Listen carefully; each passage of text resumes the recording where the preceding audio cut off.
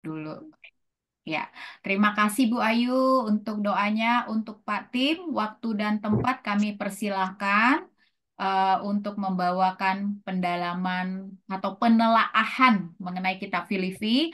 Dan untuk ibu-ibu nanti boleh bertanya, tetapi pertanyaannya hanya seputar kitab Filipi ya. Jadi jangan melenceng ke yang topik-topik lain. Begitu. Silakan Pak Tim. Eh, Kamera saya agak buram. Ini adalah laptop selungsuran kuliah 4 tahun. Jadi agak buram, tapi suara saya cukup jelas ya. Apakah suara saya cukup jelas, teman-teman? Jelas, Pak. Jelas. Oke, baik. Baik, kita langsung mulai saja untuk membahas kitab Filipi, atau tepatnya surat Filipi ya. Pertama, kita melihat bahwa penulis dan latar belakang dari kata Filipi. Tidak diragukan menurut pasal 1 ayat 1 bahwa penulis kitab Filipi atau surat Filipi adalah Paulus, Rasul Paulus. Nah, kota Filipi dulu bernama Krenides. Jadi dulu itu kitab Filipi ini bernama Krenides yang artinya tempat sumber. Artinya tempat sumber pada tahun 359 before Christ atau sebelum Kristus sampai 336, hitungnya mundur. Ya. Kota ini disebut oleh Raja Philip III dari Makedonia dan ia menggantikan nama Krenides dengan namanya sendiri sehingga kota itu disebut Filipi. Nah, kota ini letaknya 12 sampai 13 kilometer ya, dari pantai dan dikelilingi 2 buah sungai. Kaisar Agustus menjadikan kota ini sebagai koloni Romawi. Jadi kota Filipi ini dihuni oleh orang-orang Romawi, yaitu kota perantauan bagi orang-orang Romawi. Itu terdapat di Kisah Rasul 16 ayat 12. Sehingga banyak pendukungnya, ya, pendukungnya atau penduduknya itu adalah warga negara Roma. Begitu ibu-ibu ya. Lalu ada kelompok orang Yahudi yang tinggal di Filipi memang. Ada kelompok orang Yahudi, tetapi tidak terdapat, tidak ada dijumpai sinagog-sinagog. Ya, terlihat dari Kisah Para Rasul 16 ayat 13 dan 16 dilaporkan bahwa orang-orang Yahudi berkumpul di tepi sungai untuk sembahyang. Jadi nggak ada dalam sinagog orang-orang Yahudi di sana. Lalu ada seorang perempuan yang disebutkan situ yaitu bernama Lydia yang mempunyai peran dalam pendirian jemaat atau penanaman jemaat atau church planting ya. Ini luar biasa. Ya, Paulus mengunjungi jemaat di Filipi pada misi kedua dan ketiga sebenarnya. Tapi penulisannya ini setelah kunjungan kedua atau misi kedua. Setelah Paulus dilepaskan dari penjara di Roma. Itu semua ada bukti internal dari surat Filipi maupun Kisah Para Rasul dan juga 1 Timotius 1 ayat 3.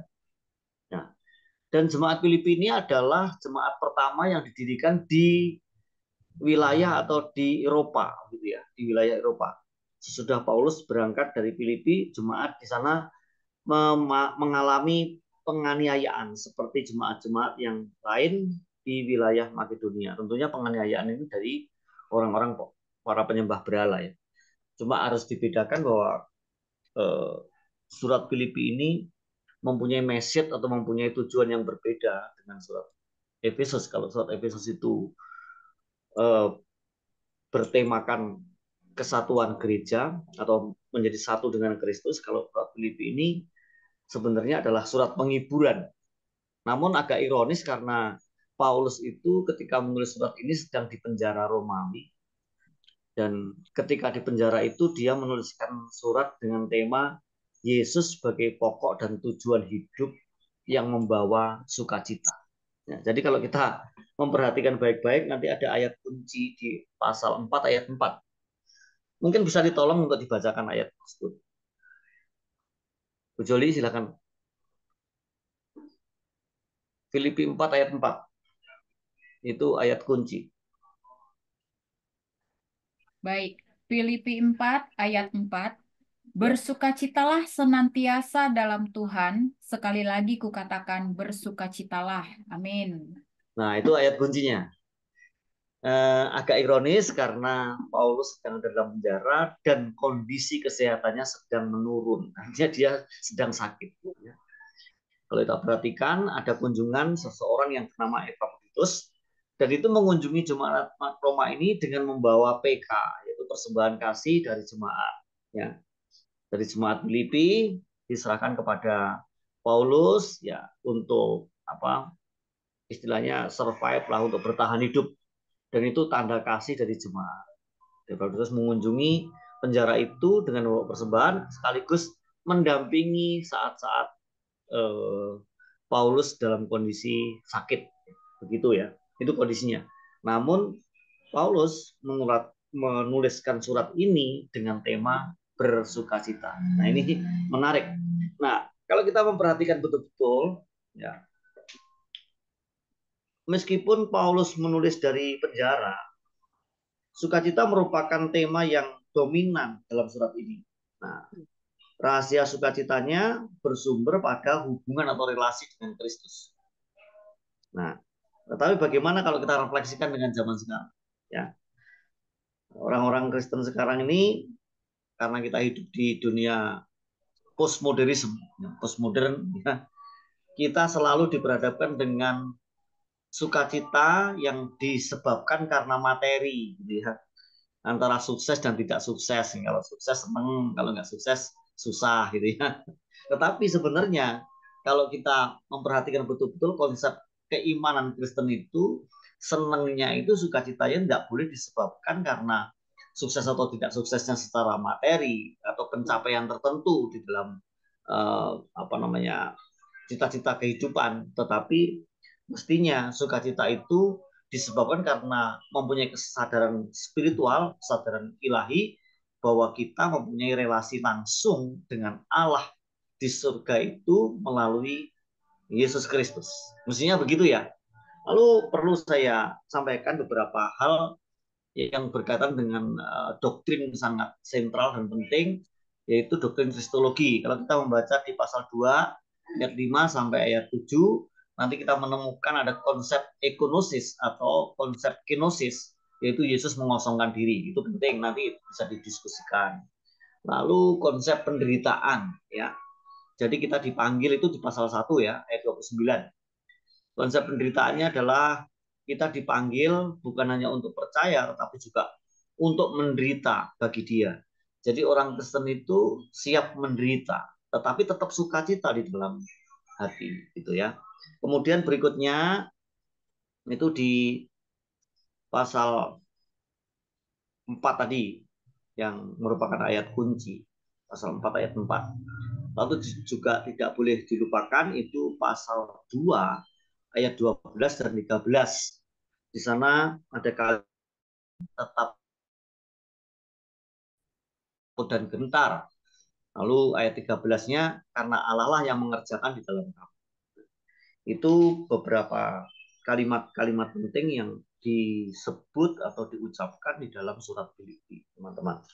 Nah, kemudian kita melihat lebih lanjut, ternyata ada cetak birunya ya. Cetak birunya itu pertama, sukacita dalam penderitaan, dalam menderita gitu ya. Yang kedua, sukacita dalam melayani. Yang ketiga, sukacita dalam mempercayai atau mempercayakan diri kepada Tuhan. Lalu yang keempat, sukacita dalam memberi. Nah, ini surat Filipi. Jadi cetak birunya atau blueprintnya itu adalah 4. Sekali lagi saya ulang ya, sukacita dalam penderitaan atau menderita karena Kristus. Itu pasal 1 ayat 1 sampai 30. Lalu sukacita dalam melayani itu pasal 2 ayat 1 sampai 30. Lalu sukacita dalam mempercayai atau mempercayai kepada Tuhan itu pasal 3 ayat 1 sampai pasal 4 ayat 1. Lalu yang terakhir sukacita dalam memberi pasal 4 ayat 2 sampai ayat 23. Saya kira itu mungkin saya ngomong agak cepat ya, tapi nanti ketika kita berdiskusi saya akan berusaha untuk lebih apa namanya lebih mendalami dan menggunakan diksi-diksi atau kata-kata yang sederhana. Demikian pendahuluan dari surat Filipi, kiranya ini menjadi berkat buat kita sekalian, dan jangan lupa bahwa membaca surat itu kita sebenarnya harusnya mengabaikan pasal dan ayat, karena namanya surat itu sebenarnya pasal dan ayat nggak ada. Pasal ayat itu diciptakan oleh LAI ataupun oleh penulis Septuaginta dalam rangka memudahkan kita mencari kalimat yang kita inginkan untuk ditemukan, gitu ya. Demikian Bu Joli. Ini kok Bu Yohana belum muncul ya? Muncul Pak, ada Pak. Oh, sudah ada. Ada. Nah. Iya. Hadir Pak, hadir. Oh, hadir. Bulis Oke. sudah ada Bulis. Sudah muncul kayaknya ya. Ada. Ada Pak. Gitu kan. Ini absen aja, saya tahu. Baik Pak Tim, maksudnya ini kita sudah selesai pendahuluan atau kira-kira akan ada lagi yang mau disampaikan sehingga saya Pendahuluannya selesai. Nanti kita Oh, dalami sambil berdiskusi. oh ya, kalau gitu mungkin bisa lanjut aja langsung Pak. Oke, baik. Mhm. Oke. Yang terakhir di bagian pendahuluan ini adalah alasan dan tujuan penulisan. Sekali lagi, tujuannya untuk menghibur jemaat di dalam menghadapi penderitaan dan penganiayaan supaya mereka tetap teguh berdiri dan tetap mengingat bahwa mereka mempunyai relasi dengan Kristus, dan mereka kalaupun menderita justru harus dipahami sebagai bagian yang tidak terpisahkan dari keimanannya kepada Kristus itu, ya. Jadi Yesus sebagai pokok dan tujuan hidup yang membawa sukacita. Mungkin satu ayat lagi yang perlu kita lihat itu adalah pasal 3 ayat yang ke-10. Mari kita baca sama-sama ya. Pasal 3 ayat 10. Ketemu semuanya? Ya, Dewi Mari baca kita ya. baca. 2, 3. Yang ku kehendaki ialah Mengenal dia dan dan kuasa kuasa kebangkitannya kebangkitannya dan dan persekutuan di dalam penderitaannya, penderitaannya, di di mana aku mana aku menjadi menjadi serupa serupa dengan dia dengan dalam dalam kematiannya. kematiannya. Ditambah satu ayat lagi, supaya aku akhirnya beroleh kebangkitan dari antara orang mati. Oke, itu ayat kunci juga. Jadi ayat kunci pertama adalah pasal 4 ayat 4, tetapi untuk menunjukkan tujuan hidupnya itu pasal 3 ayat 10 sampai 11. Lalu ada beberapa yang perlu saya sebutkan lagi, ada 4 bagian, yaitu penekanan teologis. Ya, penekanan teologis itu sudah masuk ke doktrin ya, yang diberikan Paulus dalam surat Filipi, terutama ya, adalah satu, Yesus sebagai teladan pelayan dan perilaku Kristen. Kemudian yang kedua, sukacita dalam Tuhan yang terdapat kurang lebih 16 kali dalam surat Filipi ini disebut ya, sebagai ciri hidup Kristen gitu ya. Kemudian keempat, sikap realistis dan kesiapan terhadap penderitaan sebagai bagian kehidupan Kristen. Yang keempat, kebersamaan dan persekutuan dalam melayani Tuhan, di mana Tuhan akan mencukupkan segala kebutuhan. Kebersamaan ini juga berlaku dengan mereka yang mungkin memiliki motivasi yang tidak murni dalam penginjilan. Ya, kemudian mereka diingatkan supaya kembali kepada motivasi yang murni. Lalu yang terakhir, pentingnya pertumbuhan dalam iman percaya, dalam iman Kristen. Sekali lagi kalau ada istilah pertumbuhan itu kita bisa kaitkan dengan 1 Petrus pasal 3 ayat 18 yang mengatakan adalah kamu bertumbuh dalam kasih karunia dan bertumbuh dalam pengenalan akan Allah dalam Yesus Kristus Tuhan kita. Nah, itu yang bisa saya sampaikan sebagai pendahuluan, dan nanti kita akan dalami sambil kita sharing ya satu sama lain. Saya kembalikan kepada moderator. Tuhan Yesus memberkati. Ya, baik. Terima kasih Pak Tim. Baik Ibu-Ibu, tadi sudah dibahas singkat ya oleh Pak Tim mengenai latar belakang Filipi ini dan mengenai apa tadi ya? Sukacita. Jadi di pasal-pasal tadi itu ternyata dipilah menjadi 4 mengenai apa tadi ya? Pelayanan, penderitaan mempercayai dan memberi ya. Ternyata Ya, sudah ada khusus ya pasal 2 misalnya itu pelayanan penekanannya, lalu misalnya penderitaan itu pasal 3 gitu ya Pak ya. ya. Lalu Pasal satu, pasal satu. pasal 1 ya oke. Lalu misalnya mengenai mempercayai 3 dan 4 memberi pasal 4. Nah, baik, Ibu-ibu, mungkin ada yang mau bertanya gitu ya. Mungkin ketika kita kemarin sudah membaca dari Filipi 1 sampai 4, saya percaya bahwa Ibu-ibu itu pasti ada yang tidak dimengerti. Seperti itu ya. Dan ini kesempatan untuk bertanya. Apa yang tidak dimengerti bisa ditanya kepada Pak Tim di forum ini. Silakan. Mungkin mulai dari Sofi. Ini Sofi ini Pak Tim, salah satu anggota kami yang kritis, yang suka banyak tanya. Kadang-kadang kita nggak ngerti, aduh gimana ya jawabnya ya gitu. Nah ini kesempatan Sofi untuk bertanya tuntas kepada Pak Tim. Silakan Sofi. Terima kasih Bu Jali. Salam kenal Pak. Salam kenal, Bu Sofi, Eh, apa Nona Sofi? Ya, sebelumnya perkenalan dulu, saya Sofi. Saya ikut Tuhan juga belum lama. Hmm. Puji Tuhan tadi kemarin dapat tuntunan Roh Kudus tentang Filipi ini luar biasa menguatkan saya secara pribadi, menguatkan saya sekali. Eh, apa di sini kayak kita belajar untuk apa ya? eh, ada doktrin-doktrin itu yang benar-benar menguatkan saya dan cara kita bersyukur dan teladan-teladan itu Paulus Paulus apa ya? Ini aja lah, Pak. Saya pertanyaan simpel aja. Saya kan orang baru, maaf kalau pertanyaan saya agak nyeleneh. Eh, Ya, silakan, di, silakan. di sini itu kan Paulus menginjilkan tentang kebenaran tentang eh, Kristus Yesus ya. Di sini mempertanyakan tentang mungkin lebih ke agama. Eh, Kalau di sini kan lebih ke anak Allah ya, ke anak Allah. Dan di Alkitab itu kalau saya baca gitu kayak nggak tahu ada kata Kristen atau enggak. Dan saya ingin bertanya, sebenarnya Kristen itu didapat dari mana dan eh, bagaimana muncul kata Kristen itu? Kan kalau Paulus dia mengajarkan penginjilan kebenaran tentang Tuhan Yesus. Ya, Kristen ya. Ya, Disebut pertama kali di Antioquia. Coba kita lihat sebentar. Supaya kita punya bukti teksnya ya. Sebentar, saya searching dulu.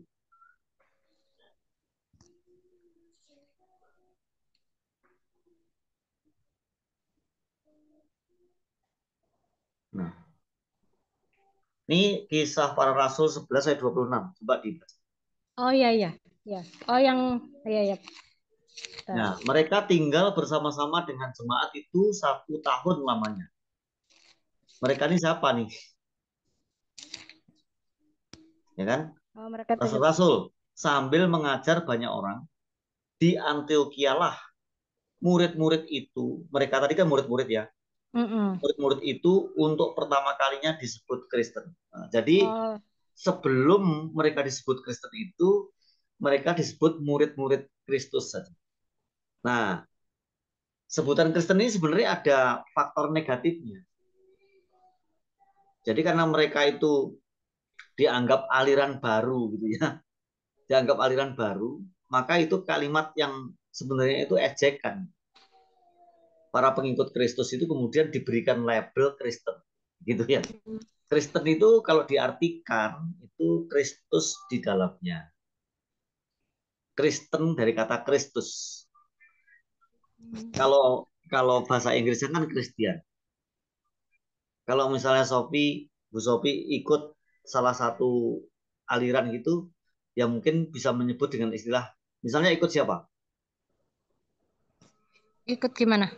Ikut seseorang misalnya, ikut Mm-mm. apa aliran itu, maka disebut orangnya disebut kan. Mm-mm.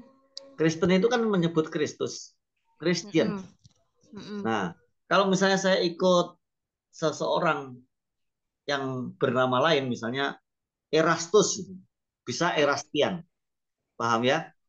Mm-mm. Nah, Kristen itu berarti Kristus, Kristian, ikut Kristus gitu. Jadi pengikut Kristus disebut Kristen gitu ya. Kalau kita Oh, nyebut oh. dengan nada positif atau dengan faktor positif, berarti Kristus ada di dalamnya. Itu pengertiannya. Oh, iya, iya, iya.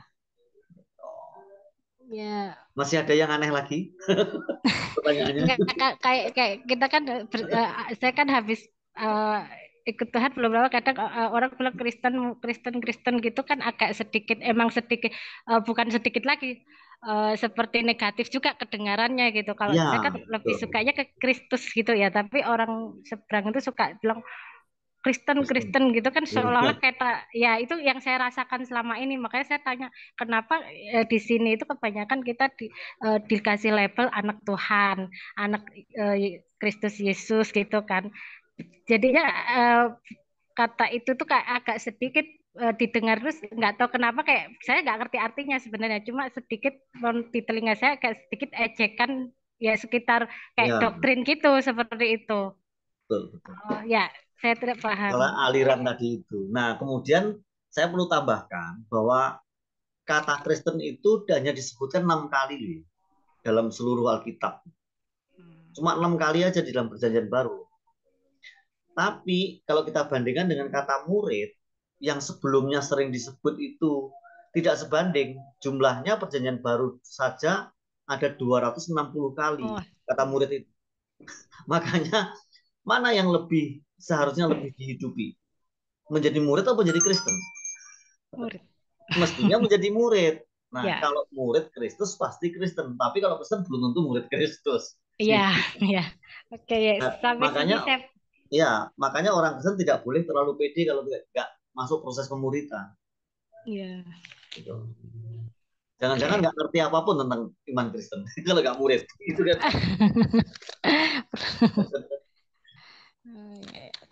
Oke, Ya, terima kasih Pak. Itu aja mungkin ini poinnya di situ dulu terima aja. kasih Nanti untuk kalau bisa ada pertanyaannya. yang ini saya tanya lagi. Terima kasih Pak. Makasih Bu Mhm. Sofi untuk Terima kasih Bu pertanyaannya Joli. ya, pertanyaannya. Apa sih arti Kristus gitu ya? Apakah arti Kristen gitu ya? Iya, Makasih Bu Sofi. Sudah jelas ya Bu Sofi ya. Jadi kalau ada yang nanya Kristen Kristen gitu sudah tahu artinya apa seperti itu. Baik, ibu-ibu lain apakah ada yang mau ditanyakan terkait dengan Filipi 1 sampai 4? Mungkin ada ayat-ayat yang tidak dimengerti, itu bisa dipertanyakan juga di sini ya. Silakan. Mungkin Ibu Mensi atau Ibu Rahayu, Ibu Eri, Ibu Lis, Ibu Yanti, Oke, Ibu Maya. Ini siapa yang mau bicara ini? Bu Rahayu ya? oke, saya Bu Baik. Joli. Baik, Ya, Bu Rahayu. Shalom Pak. Saya halo, Ayu halo. dari Jepara. Yang saya Oh, tanyakan di Filipi pasal 1 ya, yang kesaksian Paulus dalam penjara ayat 15 itu. ya, Orang memberitakan Kristus karena dengki dan perselisihan, tetapi ada pula yang memberitakannya dengan maksud baik.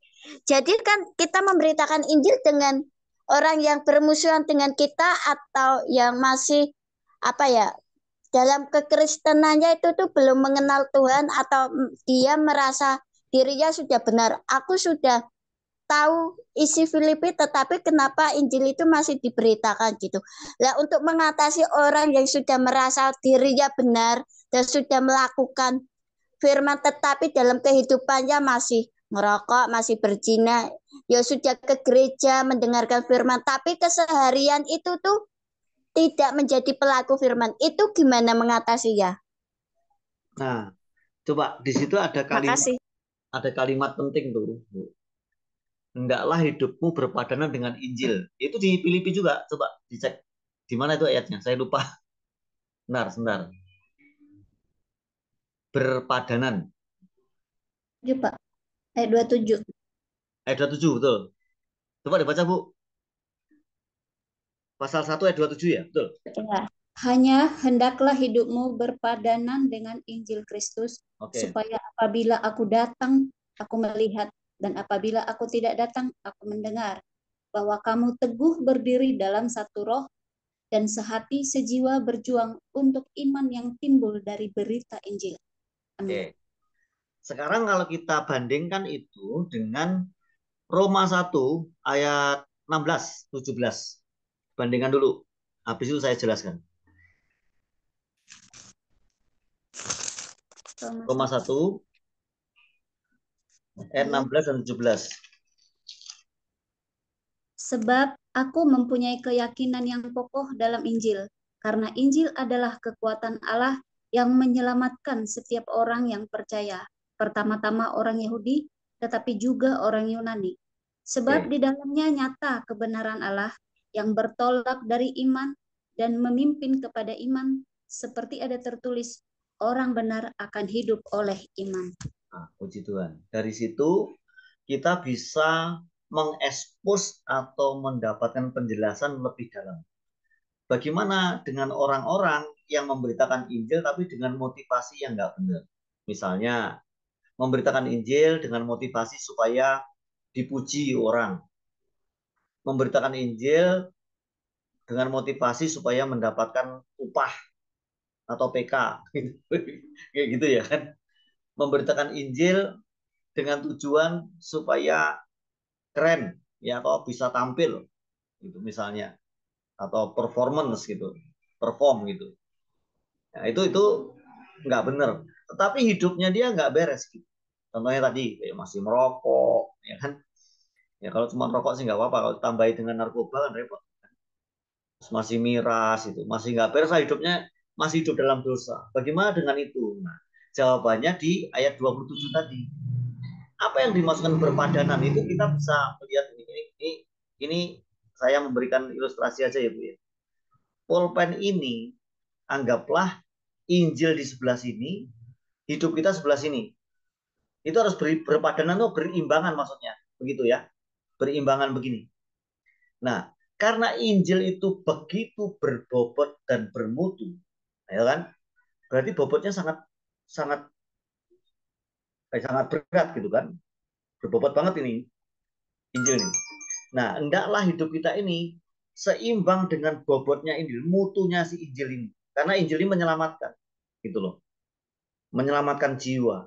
Kita memperoleh hidup kekal melalui pemberitaan Injil itu.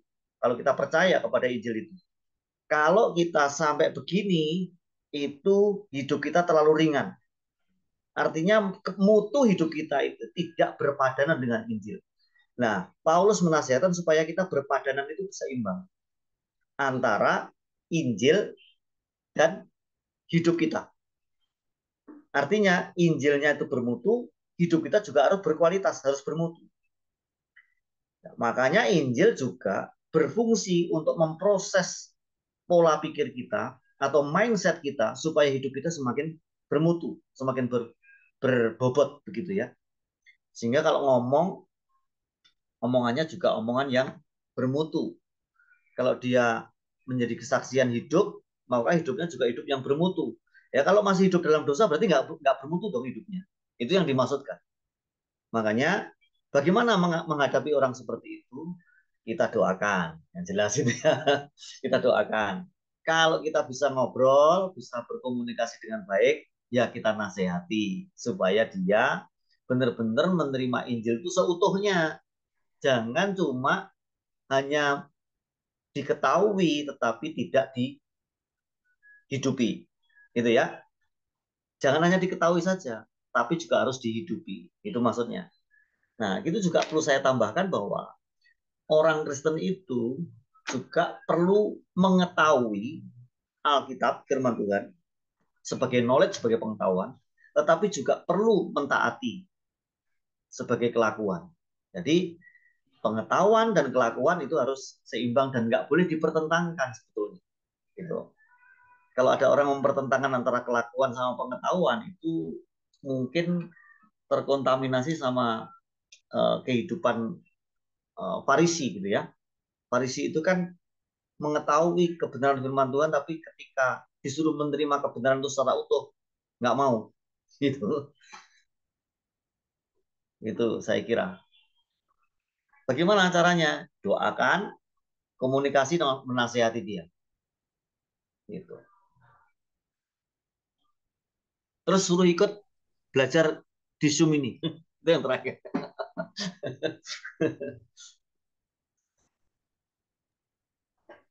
Saya kira itu dulu ya. Oke. Baik, terima kasih Pak Tim. Oke, Gitu ya. makasih Pak. Ya, jadi kelakuan dan pengetahuan itu harus selaras ya Pak ya. Betul. Ya, jangan kita pinter di mimbar. Haleluya, kelihatan rohani turun, turun mimbar kelakuannya barbar. Nah, itu hati-hati ya. Ya. Baik, ada lagi pertanyaan yang lain mungkin. Silahkan Ibu-ibu, Bu Sari, Pak, Bu Mensi, siapa ini Pak? saya mau tanya Pak, terkait Boleh dengan Bapak, Ibu siapakah? Biar saya Dona. spotlight. Oh, Dona, baik-baik Dona. Silakan Dona, Ya. saya spotlight Silakan ya. Dona. Nah, Pak, terkait dengan yang di 15 tadi, kalau saya merujuk ke 17 sama 18, tetapi yang lain karena kepentingan sendiri dan dengan maksud yang tidak ikhlas, sangkanya dengan demikian mereka memperberat bebanku dalam penjara. Tetapi tidak mengapa, sebab bagaimanapun juga Kristus diberitakan baik dengan maksud palsu maupun dengan jujur. Tentang hal itu aku bersukacita dan aku akan tetap bersukacita. Nah, yang saya mau tanya di sini, Pak, tadi kan seperti Bapak bilang, atau sekarang-sekarang ini kebanyakan orang itu memberitakan firman Tuhan melalui YouTube dengan mencari apa ya, konfrontasi dengan Followers. iya, Mencari intinya follow. iya, mencari followers gitu atau apapun itu eh, menciptakan konflik atau argumen itu. Nah, dengan dari maksudnya si Paulus ini yang terkait dengan maksud palsu maupun dengan jujur, yang penting eh, Injil diberitakan, Kristus diberitakan. Nah, kalau dari perspektif Bapak itu bagaimana? Jadi kalau seandainya orang punya motivasi yang nggak jujur atau yang nggak bagus gitu, atau tidak dengan ikhlas memberitakan firman Tuhan, apa kita bisa bilang, yang penting nama Kristus diberitakan gitu loh, Pak? Nah, jadi mungkin yang perlu diperhatikan itu adalah perspektifnya Paulus. Kenapa Paulus menyampaikan itu? Ya kan? Paulus mengatakan yang penting Injil diberitakan. Baik dengan maksud yang bengkok maupun maksud yang lurus gitu kan ya. Iya, iya Pak. Dan yang tulus maupun yang nggak tulus gitu. Yang penting Kristus diberitakan. Itu Paulus itu sedang membandingkan begini. Beritanya ini berita penting, berita maha penting. Jadi harus diberitakan. Bagaimanapun caranya, siapapun yang memberitakan. Itu maksudnya. Itu perspektif pertama.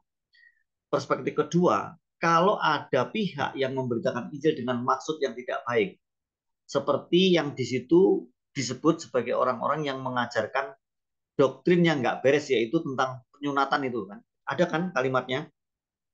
Nah, itu menunjuk kepada orang-orang Yahudi yang sebenarnya nggak mau menerima Kristus sebagai Mesias mereka. Sehingga harus menambahkan Injil itu dengan sunat. Kamu nggak selamat kalau nggak sunat gitu. Maksudnya begitu.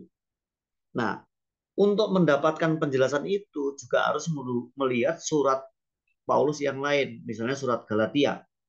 Surat Galatia itu sebenarnya surat kemarahan itu. Itu Paulus marah itu.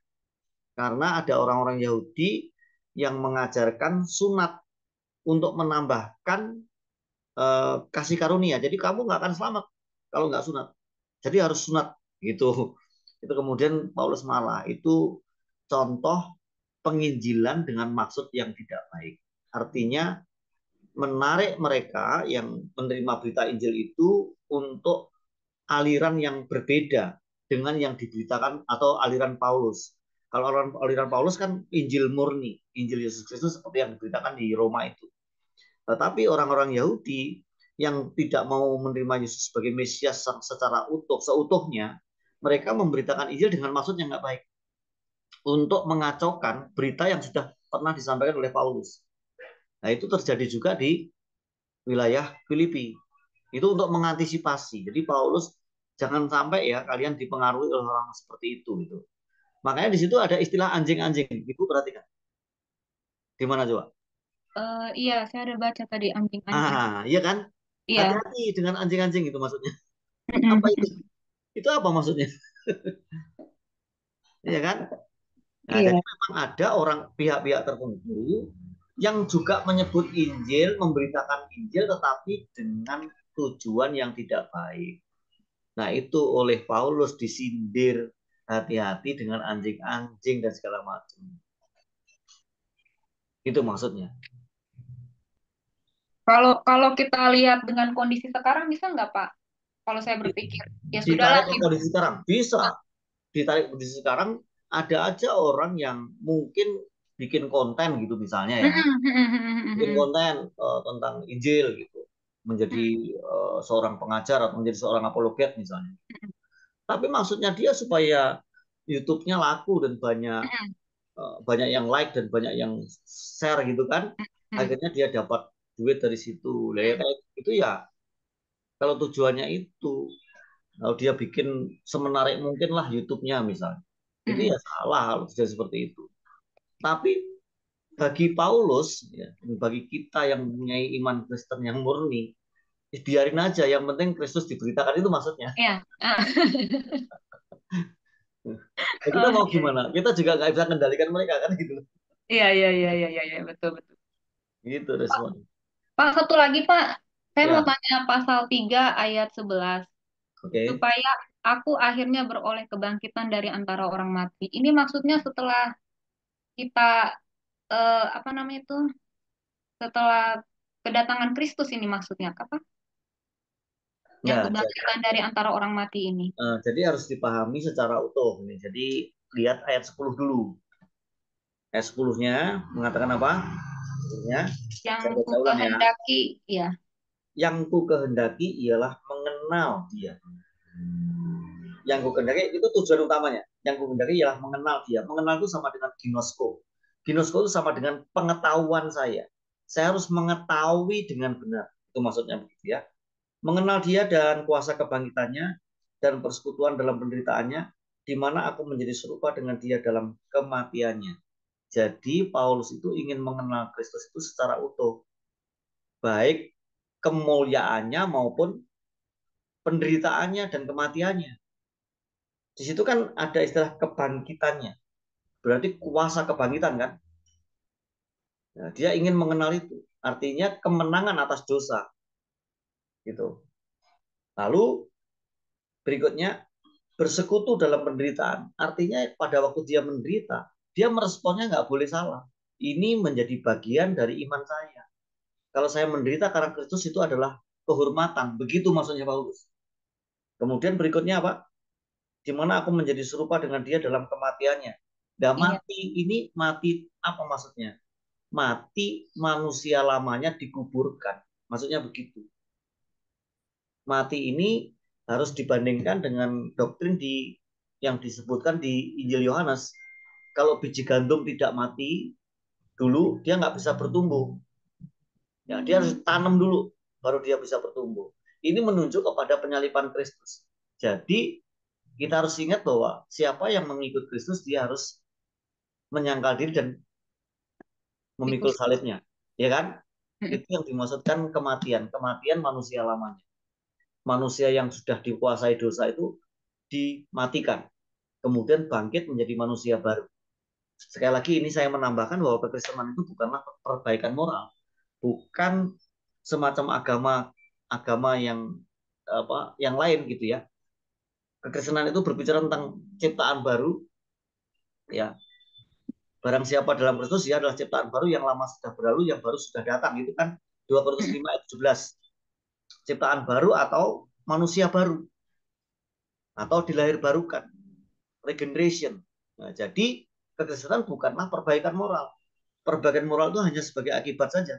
Tetapi harus diciptakan ulang oleh Tuhan. Maksudnya manusia yang sudah mati secara rohani, yaitu gara-gara dosa dan pelanggaran-pelanggaran, itu dihidupkan. Dan sekali lagi dihidupkan itu berarti dilahir barukan. Nah, itu bedanya kekristenan dan non-Kristen. Ada istilah ciptaan baru. Tadi kan saya sampai situ ya. Maksudnya adalah serupa dengan 3 poin itu. Kebangkitan, penderitaan, dan kematian. Dan akhirnya aku beroleh kebangkitan dari antara orang mati. Nah, maksudnya ya kebangkitan seperti Yesus bangkit. Dan itu nanti kalau kita terus membaca dan mungkin kembali ke belakang, itu kan 1 Korintus pasal 15 kan. di mana Paulus menjelaskan tentang bagaimana orang yang mati di dalam Kristus akan dibangkitkan. Lalu di Tesalonika, orang yang hidup yang nggak sempat mati akan diubahkan. Nah, itu kebangkitan dari tubuh yang dosa ini, tubuh yang fana ini, kemudian mengenakan tubuh yang tidak binasa. Itu yang dimaksudkan di ayat 11 tadi. Gitu, Bu. Hmm. Ya, Berarti ini yang kita nanti ketika kita nanti mati kita mengenakan tubuh baru ini. betul. Betul sekali. Oh. Itu sudah masuk ke eskatologi, luar biasa itu. Oh, oke oke Pak. Ya. Terima kasih Pak. Baik, terima kasih Dona ya untuk pertanyaannya yang membantu kita juga membuka pemahaman kita ya dari ayat demi ayat. Baik, terima kasih. Ada ibu lain mungkin? Ini Bu Mensi Bu sudah Joli, buka. Ya, silakan Bu Mensi. salam Pak Halo, Tim, saya domisili Pak. ya, salam Bu. Iya. Ini Pak, saya mau tanya ya di ayat Filipi 1 ayat 1 itu dari tadi saya penasaran pengen tahu ya. Kan di situ dikatakan di sana ayat 1 ya Pak yang dibilang kepada semua orang-orang kudus ini seperti apa sih di zaman Paulus gitu loh. Karena nanti saya baca dari ayat 1 ya Pak. Dari Paulus dan Timotius, hamba-hamba Kristus Yesus kepada semua orang kudus dalam Kristus Yesus di Filipi, dengan para penilik jemaat dan diaken. Jadi mungkin Bapak bisa jelaskan ya mengenai orang-orang kudus di zaman Paulus itu seperti apa, dan kok bisa dikatakan orang-orang kudus ya Pak? Apa yang mungkin sesuatu yang berbeda dari situ ya Pak? Terima kasih Pak. Iya, kalau di situ sebenarnya sudah terjawab sebetulnya. Yang dimaksudkan orang-orang kudus ini adalah jemaat Filipi plus para penatuannya, ya kan? Kemudian para apa itu yang disebutkan Bu? Coba sekali lagi. Oke, untuk orang-orang kudus, kemudian disebut lebih spesifik lagi di Filipi dengan para penilik jemaat dan diaken. Penilik jemaat itu kan sama dengan pendeta sekarang, Bu. Oh gitu. Ya, pendeta, penatua, penilik itu sebenarnya sebutan itu sama itu. Iya. Ya. Nah, yang dimaksudkan orang-orang kudus di situ jelas jemaat Filipi. Nah, jemaat Filipi siapa? Jemaat yang didirikan oleh Paulus, yaitu orang-orang yang sudah terhisap dalam gereja lokal Filipi. Gitu. Iya. Nah, kenapa disebut orang kudus? Kalau kita membaca istilah kudus, harus dipahami bahwa itu maksudnya dikhususkan. Kamulah bangsa yang terpilih, imamat yang rajani, bangsa yang kudus, umat kepunyaan Allah. Disisihkan, dikhususkan. Faktanya apa betul-betul kudus, suci hidupnya? Enggak, masih dalam proses. Gitu kan? Tetapi mereka disisihkan, dipilih oleh Tuhan dari antara banyak manusia di dunia ini, dikhususkan menjadi orang-orang suci. Artinya orang-orang yang dikuduskan, dikhususkan, Iya. begitu ya. Nanti akhirnya mereka akan masuk proses. Pertama dilahirbarukan, itu namanya justification atau dibenarkan. Kemudian masuk berikutnya, yaitu dikuduskan dalam progressive salvation, ya kan? Atau sanctification, justification, sanctification. Kemudian yang terakhir itu disempurnakan atau disebut glorification, gitu ya. Jadi akan ada 3 dimensi keselamatan itu. Dimensi pertama dibenarkan, dimensi kedua dikuduskan, dimensi ketiga dimuliakan. Nah, pemuliaan itu terakhir, tapi final, gitu ya. Nah, nanti kalau kita belajar tentang doktrin keselamatan, itu bisa didalemin, bisa dijelaskan sedemikian rupa. Tapi di Filipi sudah disebutkan juga, karena ada istilah kerja karena keselamatanmu, ya kan? Gitu.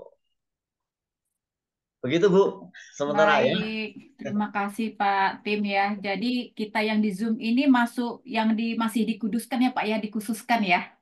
Masih Betul. berproses masuk ke Berproses. dimuliakan. Betul. Baik, terima kasih. Ada ibu-ibu lain? Mungkin Bu Sarika. Ibu Lis atau Ibu Lorita, Ibu Dewi, Ibu Eri, Ibu Nace, dan ibu-ibu lain bertanya kesempatan mengenai surat Filipi yang tidak dimengerti bisa dipertanyakan Ya, secara waktunya dalam. cukup panjang, masih ada 1 jam lagi nih. Mbak Eri, kalau mau tanya mengenai surat Shalom Filipi Pak mana Tim. yang tidak mengerti, Belum. baik Hmm, Bu Yona ya. Ya, Saya kita add bahas dulu yang Filipi spotlight. 2 ya Pak Tim. Ya. Kita memang seringkali membahas ini ya di PA kita ya. Cuma mungkin di sini saya nggak mau sampai ke dalam. Cuman kan dia bilang, hai saudara-saudaraku yang kekasih, kamu senantiasa taat, tetapi itu tetaplah kerjakan keselamatanmu dengan takut dan gentar, Bukan bukan saja tetapi loh, seperti karena itu. ya. Karena itu, Ya. tetaplah kerjakan keselamatanmu dengan takut dan gentar, bukan Ya. saja seperti waktu aku masih hadir, tetapi terlebih pula sekarang waktu aku tidak hadir. Memang saat ini Tuhan sudah tidak ada ya Pak Tim berarti ya. Ya. Karena Allah lah yang mengerjakannya di dalam kamu, baik kemauan maupun pekerjaannya menurut kerelaannya. Lakukan segala sesuatu dengan tidak bersungut-sungut dan berbantah-bantahan, supaya kamu tidak beraib dan tiada bernoda sebagai anak Allah yang tidak bercela di tengah-tengah angkatan yang bengkok hatinya dan yang sesat ini. Ini saya bacain satu perikop aja Pak Tim. Sehingga kamu bercahaya di antara mereka seperti bintang-bintang di dunia. Bintang-bintang ya di dunia. Sambil berpegang pada firman kehidupan, agar aku dapat bermegah pada hari Kristus, bahwa aku tidak percuma berlomba dan tidak percuma bersusah-susah. Tetapi, sekalipun darahku dicurahkan pada korban dan ibadah imanmu, aku bersukacita dan aku bersukacita dengan kamu senantiasa. Dan kamu juga harus bersukacita dengan demikianlah dan bersukacitalah dengan aku. Poinnya ini ya Pak Tim, ketika dia bilang dengan tidak bersungguh-sungguh dan berbantah-bantahan gitu loh. Padahal di sini kan kita percaya, katanya bilang kan untuk mengerjakan keselamatan. Ternyata di sini kan dikatakan Allah lah yang mengerjakannya. Mungkin dikelupas tapi jangan sampai dalam, supaya maksudnya gini, kalau dalam itu kadang-kala bertentangan nanti belum pada ngerti itu maksudnya. Ini ayat jujur ya teman-teman, ini ayat yang paling paling sangat membuat orang mikir. Takutnya nanti bingung, tapi saya mau kelupas sama Patin. Jadi gini, kita kalau mau ngelupas sedikit dulu ya, karena kalau mau lebih dalam nanti ada sesi khusus kalau diizinkan dikelupas ini. Karena itu perlu orang yang memang mau. Ya benar nggak Patin? Ya, itu masuk ke doktrin keselamatan atau Ya. soteriologi. Nah itu Patin, maksudnya pasti pada bingung. Di sini kan tertulis kan, ke setiap gereja kita pasti dibilang, ayo kerjakan keselamatanmu. Bener nggak? Kalau ibadah-ibadah. Ayo semua ibu-ibu, bener nggak? Kita pernah itu kan? Benar. Bener kan? Nah, Itu tetapi yang ternyata di ayat ditanyakan Bulis berikutnya, kemarin kan, yang Efesus. ya berikutnya Iya, kan iya. dibilang, tetapi Allah lah yang mengerjakannya. Berarti kan dia yang mengerjakannya. Sebenarnya kita salah selama ini. Nah ini yang buat supaya kita ngerti aja Pak Tim, paham. Karena Allah lah yang mengerjakannya. Seperti apa aplikasinya buat ibu-ibu yang paham. Yang ringan supaya ngerti gitu masuk ke situnya. Untuk mendalami nanti jadi gampang. Itu kan ayat itu utuh sebetulnya, antara ayat 12 dan 13 itu nggak boleh dipisah. Coba cek deh, diperhatikan teksnya. Itu kan koma toh. Iya, koma, enggak titik. Ya kan? Nah, ini memang ada kelompok Kristen, ya toh, yang hanya mencomot ayat 12-nya saja. Nah, itu benar Pak Tim. Betul, Ya kan? saya punya begitu. Kalau cuma mencomot ayat 12-nya, akhirnya terjadilah Kristen antroposentris. Apa itu? Berpusat pada manusia. Sehingga seolah-olah manusia menjadi penentu. Karena yang mengerjakan keselamatan kita, manusia. Oleh Kita yang karena begitu itu, lelah ya. Kita yang iya, begitu lelah gitu makanya mempertahankan. Kristen yang sejati itu Kristen yang teosentris. Tahu ya? Kalau Kristennya murtad gimana, Pak? Murtad. Mm-mm. Nah, nanti tak jelaskan sendiri murtad ya. Oh, Itu beda ya. Oke, tak oke. tuntaskan dulu. Nah, ini terangin Pak. Itu Bu Apa Eti ibu ya. nih? Nanti setelah ini Bu Eti siap-siap. Ya. Nah, ini terangin Pak Tim tentang ibu kepada ibu tentang presentris itu gimana apa gini. Ya. Mereka ngerti gitu, jangan cuma Jadi kalimat itu memang dari kata Yunani kan. kata kerjakanlah itu yang ayat 12 itu katergo somai. Katergo itu artinya merespon, menanggapi atau melakukan. Merespon dengan melakukan gitu loh. Melakukan apa yang harus dilakukan gitu. Sesuai dengan ayat 13 yang disebut energon. Energon itu energi, tenaga. Ya, ketenaganya berasal dari Tuhan. Kita itu menggunakan tenaga itu. Paham ya? Tenaga keselamatan dari Tuhan. Tuhanlah yang menyelamatkan. Lah kita menjadi pelaku keselamatan itu. Gitu. Kita bukan eksekutor loh ya. Eksekutornya Tuhan loh. Eksekutor dari keselamatan itu Tuhan. Nah kita tuh melakukan itu artinya mengikuti. Kamu pergi deh, gitu. Dari sini menuju Bogor misalnya. Nah, saya melakukan itu, mengadakan perjalanan ke Bogor itu, saya mengerjakan, gitu. Tetapi yang mengutus saya ke Bogor itu adalah seseorang. Misalnya gembala saya, misalnya. Pak Tim, pergilah ke Bogor. Yang mengeksekusi adalah gembala saya, katakanlah gitu. Pergilah ke Bogor. Nah, pada waktu saya menjalani ke Bogor itulah sebenarnya itu menjalani keputusan seseorang. Tuhanlah yang memutuskan, yang memberikan energi atau memberikan tenaga, kita melakukannya. Itu maksudnya. Itu sebabnya keselamatan dikerjakan oleh Roh Kudus, dan kita sebagai manusia yang fana itu menjalani. Jadi kalau saya pergi ke gereja, itu seharusnya bukan karena supaya diselamatkan, tapi karena saya sudah diselamatkan. Itu maksudnya. Kalau saya membaca Alkitab, belajar menjadi murid Kristus, karena saya sudah diselamatkan, bukan karena supaya diselamatkan. Itu maksudnya. Apakah makin bingung dengan penjelasan saya? Enggak ya? Tanya yang lain, gimana ibu-ibu?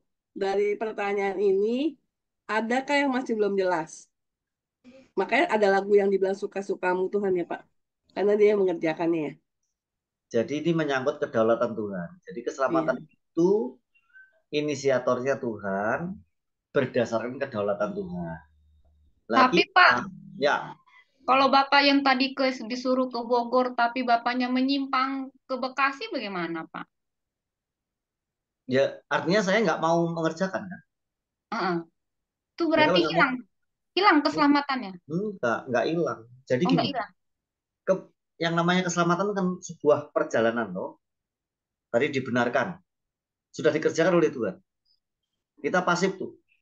Nah, pada waktu pengudusan, kita harus menjalani kan? Bener nggak? Proses pemuritan, proses untuk mengenal kan menjalani. Bisa nggak saya nggak mau mengenal, nggak mau menjalani? Nggak bisa. Kalau dia nggak mau menjalani, berarti dia belum menerima mandat, belum menerima keputusan. Itulah sebabnya ada istilah surat apa? Entar di mana ya ayatnya, saya lupa jadi. Nah, coba dibaca di Yohanes 1 ayat 12. Yohanes 1 ayat 12. Jadi ingat saya. Yohanes 1 itu 1 Yohanes, Pak. Iya. 1 ayat 12. Tetapi semua orang yang menerimanya diberinya kuasa supaya menjadi anak-anak Allah, yaitu mereka yang percaya dalam namanya. Oke. Istilah kuasa Yohanes 1 ayat 12 itu menggunakan kata Yunani exousia. Exousia itu sama dengan surat keputusan, SK. Jadi kita sudah menerima SK bahwa kita sudah milik Tuhan, menjadi anak Tuhan. Oke, paham sampai situ?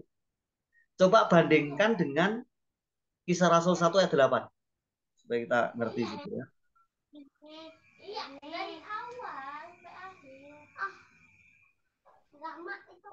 Tetapi kamu akan menerima kuasa kalau Roh Kudus turun ke atas kamu, dan kamu akan menjadi saksiku di Yerusalem dan di seluruh Yudea dan Samaria dan sampai ke ujung bumi. Oke, kuasa di Yohanes 1 ayat 12 dan kuasa di Kisah Rasul 1 ayat 8 itu berbeda.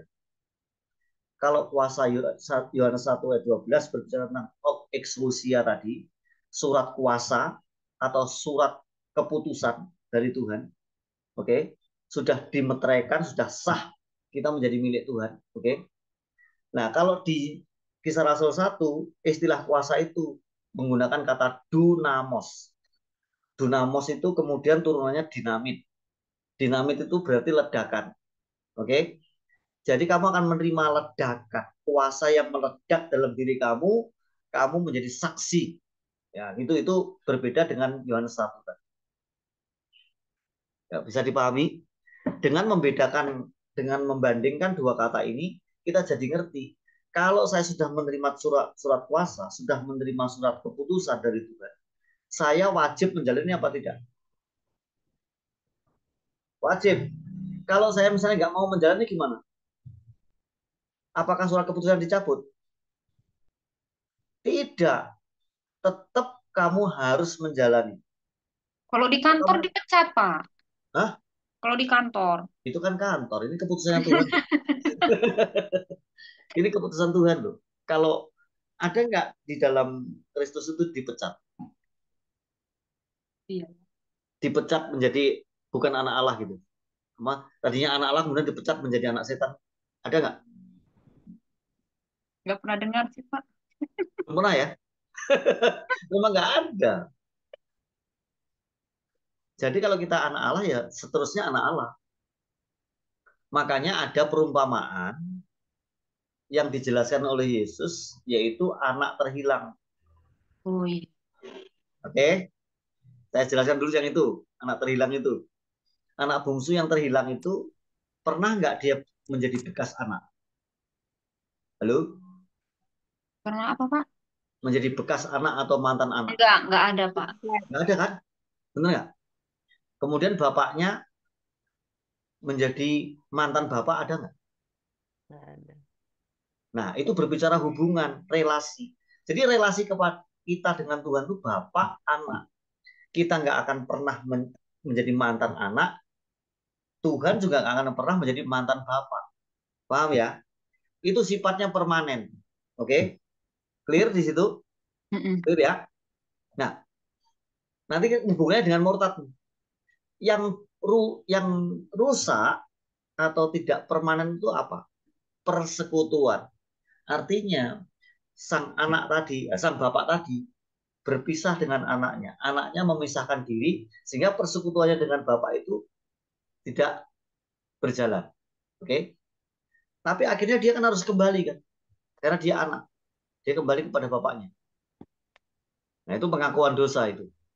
Nah, makanya ada 1 Yohanes 1 ayat 9. Itu maksudnya.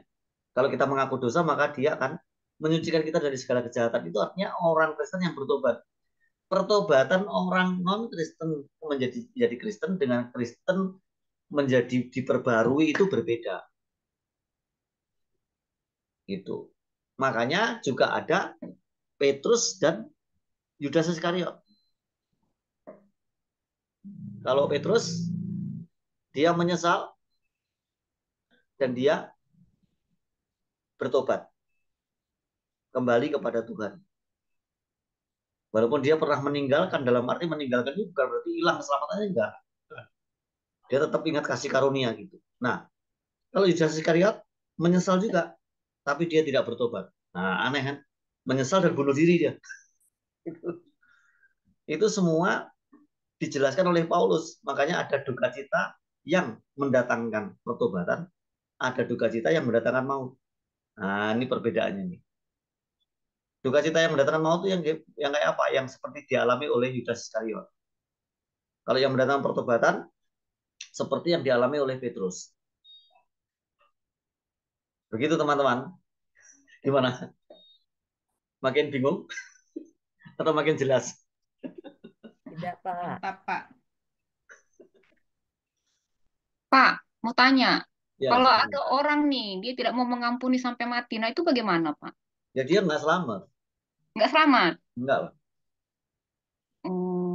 Berarti hilang keselamatannya? Enggak pernah hilang, enggak pernah dapat ya. Dia tidak dipilih ya, Pak ya? Ya belum selamat lah. Kalau orang Kristen nggak bisa mengampuni berarti belum selamat. Dia belum menerima Yesus sebagai Tuhan dan Juru Selamat. Oh, juga sih. Iya tuh Don. Cuma ngaku-ngaku doang. Berarti harus ingat tuh, kalau mau memperoleh keselamatan, memang harus lepas pengampunan ya Pak Tim ya. Oh iya, Nah Iya, itu, iya, iya. kita sudah baca firman tapi masih menyimpan dendam ya sama sudah. aja. Kepahitan, Masih iya. menyimpan kepahitan. Jangan harap keselamatan di depan mata. Karena Belum ada pernah pendeta yang dapat. bilang tetap selamat. Oh, nah itu doktrin mana Nah lagi itu tuh harus saya jadi hati-hati. bingung. Alkitab nggak ajarkan begitu. Kalau orang nggak bisa mengampuni, berarti dia belum selamat. Bukan sudah selamat kemudian selamatnya hilang, enggak. Belum selamat dia, Oh, belum. belum. Oke, oke. Ya, Pak. Ya, jelas, Pak. Terima kasih, Pak. Sama-sama. Tim, Masih Dona. Tim, berarti Ya, keselamatan itu hanya orang-orang pilihan Allah ya? oh iya, kan sudah ada Berarti di tidak Efesus semua 1. Kristen itu pilihan Allah ya, Pak? Enggak dong. Gini loh, Oh, ada Kristen, coba dilihat di 1 Korintus 2 ayat 14 sampai 16, kemudian disambung pasal 3 ayat 1 sampai 3. 1 Jawabannya di Korintus situ. berapa, Pak? 1 Korintus 2 2, ayat 4, mulai ayat 14. Coba baca dulu. mulai ayat 14. 14. Tetapi manusia duniawi tidak menerima apa yang berasal dari roh Allah, Ya, karena hal itu baginya adalah suatu kebodohan, dan ia tidak dapat memahaminya, ya. sebab hal itu hanya dapat dinilai secara rohani. Oke. Terus, Tetapi manusia rohani menilai segala sesuatu, tetapi ia sendiri tidak dinilai oleh orang lain.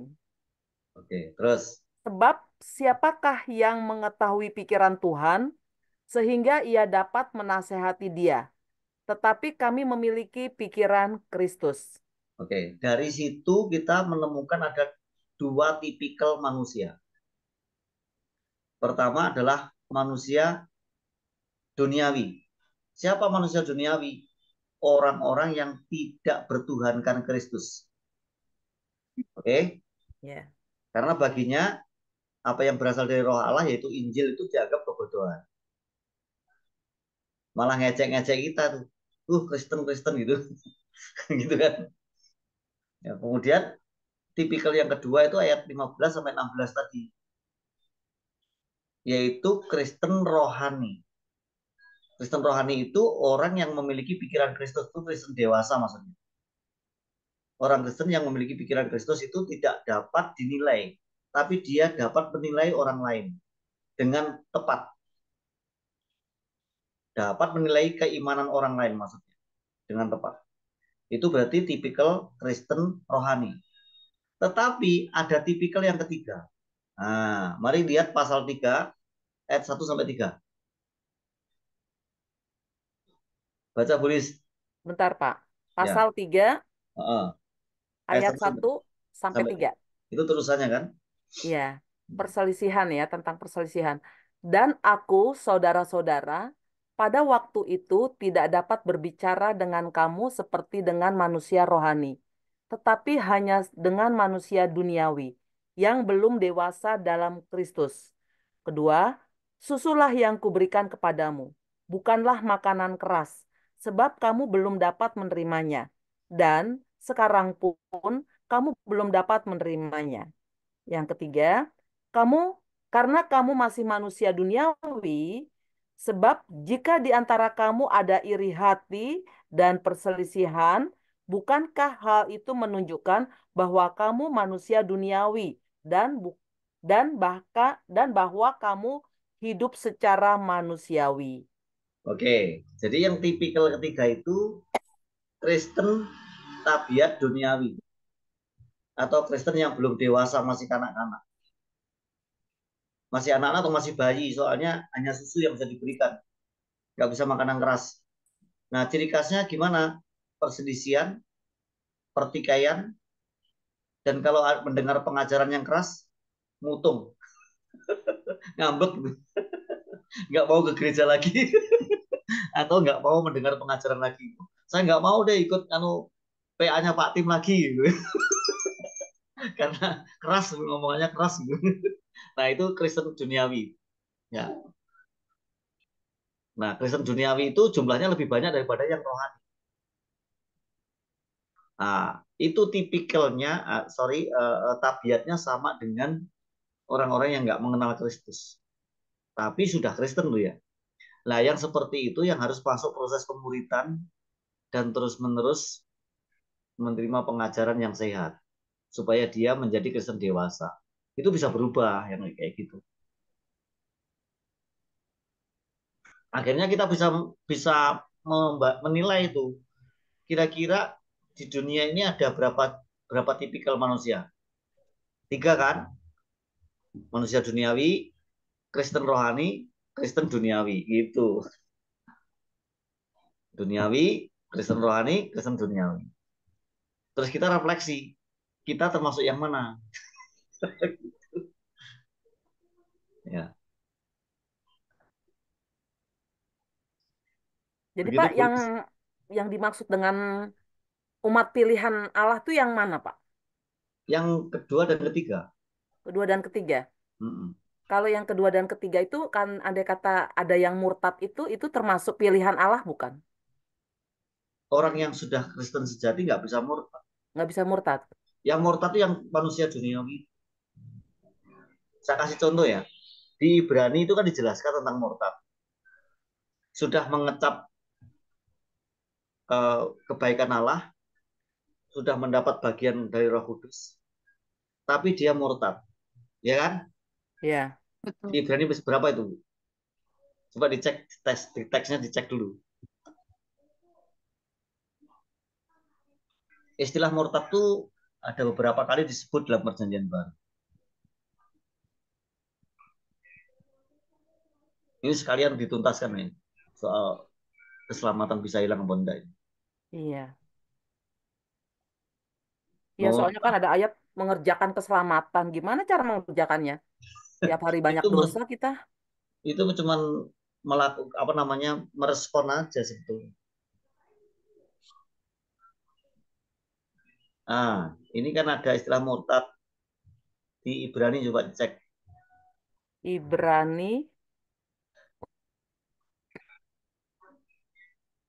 Ibrani berapa, Pak? Ibrani 3 atau 6 ya? Pasal Bentar. 3. Waspadalah, Ibrani hai. 6 ayat 6 ya? Iya, Ibrani. 6 ayat 6. Namun yang murtad lagi tidak mungkin dibarui sekali lagi sedemikian hingga mereka bertobat. Sebab mereka menyalibkan lagi anak Allah bagi diri mereka dan menghinanya di muka umum. Ini yang sering menjadi perdebatan nih. Coba dicek dari atas. Sebab mereka yang pernah diterangi hatinya, lihat nih, pernah diterangi hatinya, oke, yang pernah mengecap karunia surgawi, ya kan, dan yang pernah mendapat bagian dalam Roh Kudus, luar biasa kan, dan yang mengecap firman yang baik dari Allah dan karunia-karunia dunia yang akan datang. Namun yang murtad lagi tidak mungkin dibarui sekali lagi sedemikian hingga mereka bertobat. Sebab mereka menyalibkan lagi anak Allah bagi diri mereka dan menghinanya di muka umum. Oke, kita sekarang lihat konteksnya. Ibrani itu yang nulis siapa? Yang mendapatkan inspirasi Roh Kudus atau ilham Roh Kudus adalah Paulus. Ini diyakini oleh banyak teolog ya. Kemudian yang kedua, jemaat Ibrani itu siapa? Yaitu orang-orang Kristen Yahudi, orang-orang Yahudi yang ada di sinagog-sinagog. Karena bait Allah sudah dihancurkan. Oke, mereka beribadah di sinagog-sinagog. Nah, Paulus pada waktu dia memberitakan Injil atau mengkhotbahkan, mengajarkan firman Tuhan itu di sinagog-sinagog. Nah, orang-orang Yahudi yang mengikuti pengajaran Paulus itu, mereka mendapat bagian dari Roh Kudus, dalam Roh Kudus, diterangi hatinya pada waktu mendengar pengajaran itu. Tapi pada titik tertentu, Paulus menantang mereka supaya mereka menerima Yesus sebagai Mesias. Namun mereka menolak. Paham ya? Mereka menolak. Ibarat orang sudah berjalan di depan pintu, tapi dia nggak mau masuk, gitu. Untuk menerima Kristus secara utuh sebagai Mesias itu nggak mau. Mereka memilih untuk balik ke agama Yahudi. Nah, itu yang disebut murtad dalam Alkitab. Jadi murtad itu orang yang belum pernah masuk ke dalam keselamatan, tetapi menolak Kristus, akhirnya mereka nggak selamat. Gitu loh. Kenapa pernah diterangi hatinya? Firman Tuhan diberitakan diterangi hatinya. Pada waktu dia mendengarkan firman, kan firman itu diilhamkan Roh Kudus. Mereka dapat bagian dalam Roh Kudus dan mengecap firman itu, mengecap kebaikan Allah. Karena pada waktu mereka mendengarkan pengajaran Paulus di sinagog itu, mereka mendengarkan Allah diperkenalkan. Mereka dapat bagian. Tapi mereka ketika ditantang untuk menerima Yesus sebagai Mesias mereka menolak. Itu yang dimaksudkan dengan murtad. Jadi belum pernah selamat orang murtad itu. Nah, dalam kitab Matius atau Injil Matius digambarkan dengan tanah. Ingat ada jenis tanah, ada 3 jenis tanah yang nggak beres. Tanah di pinggir jalan, itu Matius 13 kan? Tanah yang berbatu-batu, tanah yang yang penuh dengan onak dan semak duri, ya kan? Tapi ada satu jenis tanah yang baik. Itu yang menggambarkan kelahiran baru.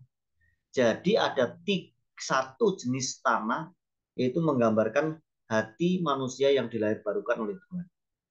Atau manusia yang dilahirkan oleh Tuhan, sehingga jenis tanahnya seperti itu. Nah, kalau jenis tanah yang 3 itu orang yang murtad. Gitu. Pernah tumbuh kan firmannya, benar nggak? Tapi cuma sebentar. Terus yang lain lagi dihimpit oleh tipu daya kekayaan. Ya kan? Kan begitu penjelasannya. Jadi yang dimasukkan murtad itu yang 3 jenis tanah itu. Bukan yang satu jenis tanah yang baik. Jadi kesimpulannya gimana? Murtad itu belum pernah selamat. Firman yang ditanam tidak bisa tumbuh seterusnya. Coba tumbuh sebentar terus mati. Gitu. Nih, sebab waktu disuruh masuk ke ruangan dia menolak ya Pak Tim. Dia berarti sudah Menolak. masuk untuk pengenalan ya. Betul. Nah kalau yang semua ini kan berarti sudah menerima, sudah rata-rata Nah, sudah kalau masuk ke dalaman. kita ini sudah masuk. Makanya orang Kristen yang masuk itu adalah orang Kristen yang mau diajarin firman Tuhan. Amin. Masuk proses pemuritan. Kalau nggak mau sama sekali nggak mau belajar firman Tuhan gimana? Ya belum selamat. Mau mereka nggak ada rasa lapar dan haus. Ada 3 tanda toh. Pertama, mengaku Yesus sebagai Tuhan dan Juru Selamat. Hati percaya, mulut mengaku. Kedua, menjadi seperti bayi yang haus dan lapar akan kebenaran, ya kan? Yang ketiga, perubahan hidup. Nah, 3 itu tandanya. Nah, kalau orang nggak mau belajar, piye cara? Kalau nggak mau Berarti belajar, berarti dia belum selamat sebetulnya. tapi ada loh Pak Tim sudah ikut Kristus tapi dia murtad gitu loh. Karena iya benar ya, seperti yang tadi Pak Tim bilang perumpamannya dia nggak kuat akarnya ya. Betul. Itu seperti tanah yang nggak Goncang baik. masalah, digoncang imannya kabur gitu ya. Betul. Betul sekali. Jadi pokoknya 3 jenis tanah yang dimasukkan Yesus itu loh. Itu perumpamaan yang paling pas itu. Luar biasa. Nanti kita Nah, semua harus punya tanah yang subur. Hati kita harus semoga membajak. kita ini Dibajak orang-orang terus yang dengan firman ya Pak Tim. betul. Kita Dibajak by orang proses. betul. saya bisa mengajarkan begini juga melalui proses yang panjang dan dulu diawali didasari dengan rasa lapar dan haus itu loh. Gitu. Tuh Pak Tim. Ya. Enggak Siapa lagi? Tuh. Kembali lagi Bu Joli deh. Ya, Pak Tim, ini kebetulan Bu Sofi tadi ada mau tanya. Silakan Bu Sofi dilanjutkan pertanyaannya. yang sulit-sulit sampai saya nggak bisa jawab. Enggak, ini gampang Pak. Gampang. Pak, saya lanjutkan tentang pengampunan itu. Saya kan bertobat baru tentang pengampunan itu. Ini saya sudah merasa mengampuni, tapi di saat saya merasakan saya sudah merasa mengampuni, tetapi cara saya tidak mau mengalami hal itu lagi. Kira-kira itu ini enggak apa ya, termasuk golongan rohani yang gimana gitu. Kadang membuat saya itu iman saya naik turun tentang pengampunan ini. Saya sudah mengampuni, saya tidak mau eh, hal itu terjadi ke iman saya yang naik turun itu.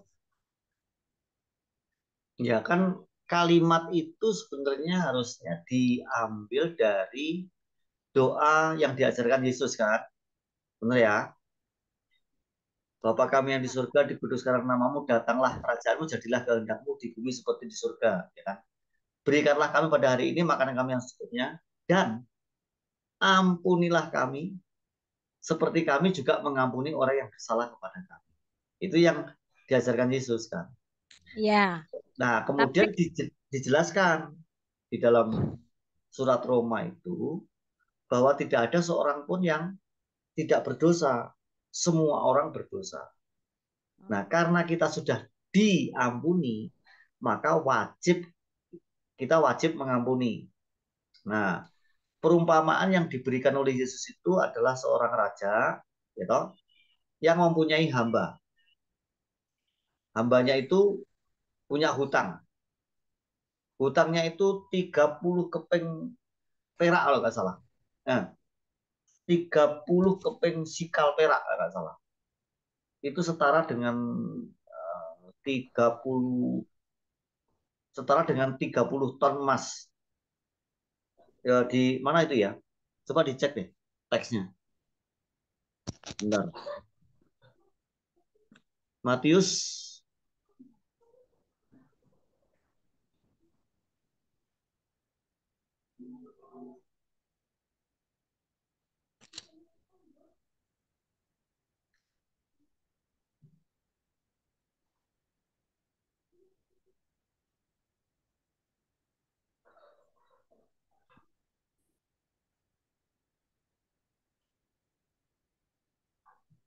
sikal. Nah,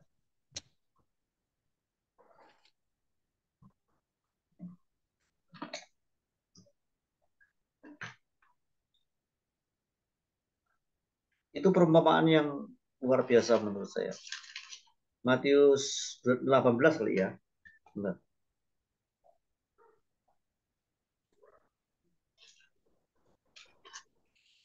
Mari kita pelajari itu tentang pengampunan.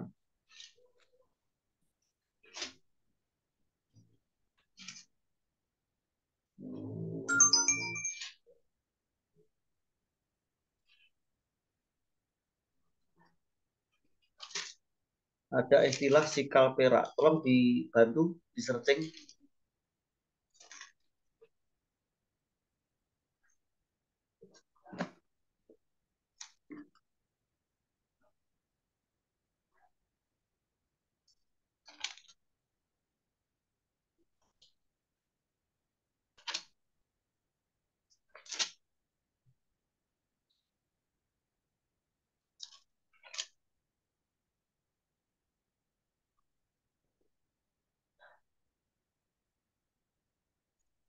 Ya, intinya gini aja, nggak ketemu, saya belum ketemu.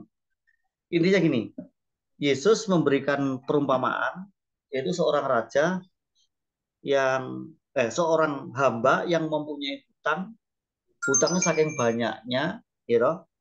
Bahkan ketika dia menjual semua miliknya, bahkan istrinya dijual sebagai budak, anak-anaknya juga dijual, itu nggak cukup untuk mengembalikan hutangnya, ya kan?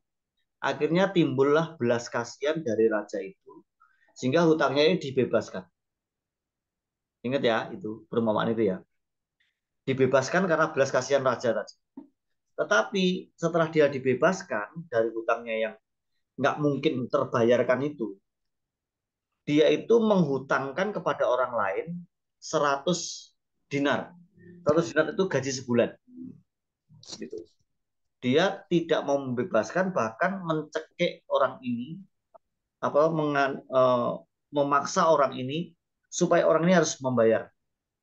Dia mencekik orang ini. Nah, akhirnya raja itu mendapat laporan bahwa hambanya tadi itu yang dibebaskan hutangnya tadi kok ada orang lain punya hutang yang jumlahnya sedikit saja, kok dia nggak mau membebaskan.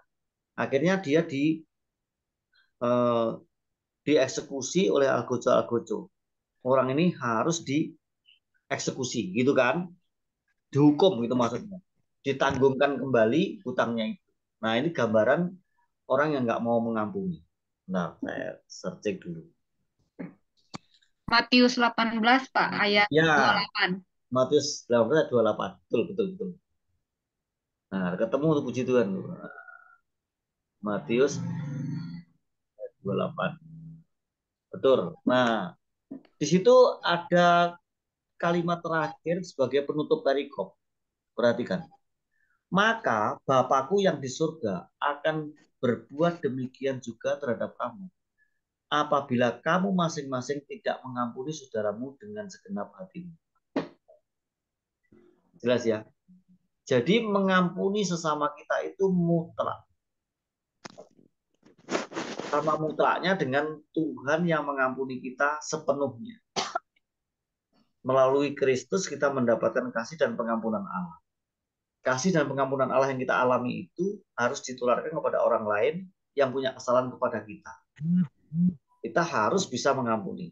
Nah, kalau kita mengampuni, yang seperti Ibu katakan tadi, itu kita nggak mau terulang lagi. Itu betul, jangan diulang lagi. Kalau memang kita nggak mempunyai cukup kekuatan iman, ya jangan kita bergaul dengan orang yang jahat itu. Gitu. Harus dihindari malah. Karena kita menyadari bahwa kita tidak cukup mampu untuk menghadapi dia, maka kita harus menghindari dia. Nanti kalau kita sudah mampu, ya silahkan dihadapi lagi, tidak apa-apa. Gitu. Kalau ini Pak, saya kan dapat ayat yang agak sedikit saya kurang paham di Filipi 1.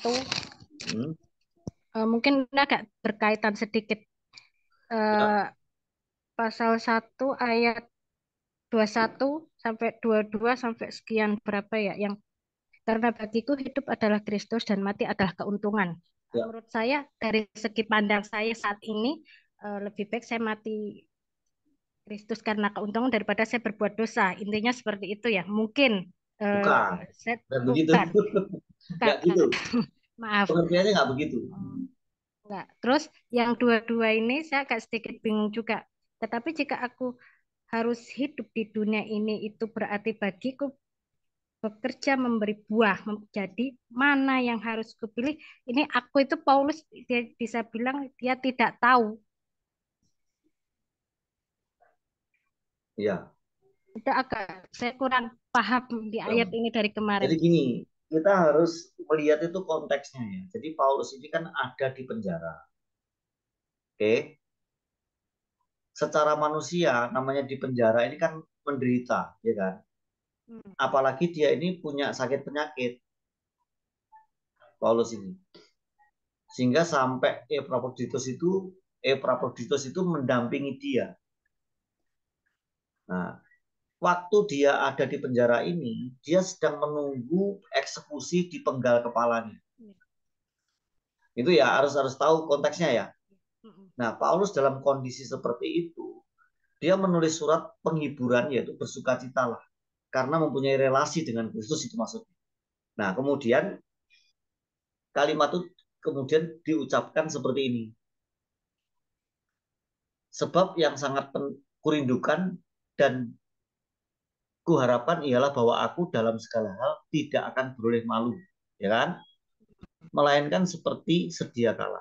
Demikian pun sekarang Kristus dengan nyata dimuliakan di dalam tubuhku, baik oleh hidupku maupun oleh matiku. Ini memang agak susah ini, karena bagiku hidup adalah Kristus dan mati adalah keuntungan. Ini nggak bisa langsung dikorelasikan dengan kondisi kita. Kita lihat kondisinya Paulus dulu. Paulus kan memang akan dieksekusi mati kan, gitu loh. Jadi kalau seandainya saya dieksekusi mati, itu keuntungan bagiku. Nah, tapi kalau aku masih diberikan kesempatan hidup, maksudnya, aku hidup untuk Kristus atau berbuah bagi Kristus, itu maksudnya. Jadi bagi Paulus, mati pun tidak persoalan. Yang penting aku bisa menuntaskan tugasku sebagai seorang pemberita Injil. Itu maksudnya. Sehingga dia menyebut mati pun bagiku adalah keuntungan. Nah, ini nggak bisa diambil kemudian dikorelasikan dengan hidup kita yang putus asa. Nggak boleh, nggak bisa. Paulus ini nggak sedang putus asa. Dia sedang menghadapi eksekusi mati. Nah, tetapi dia mempunyai iman yang sangat tegar.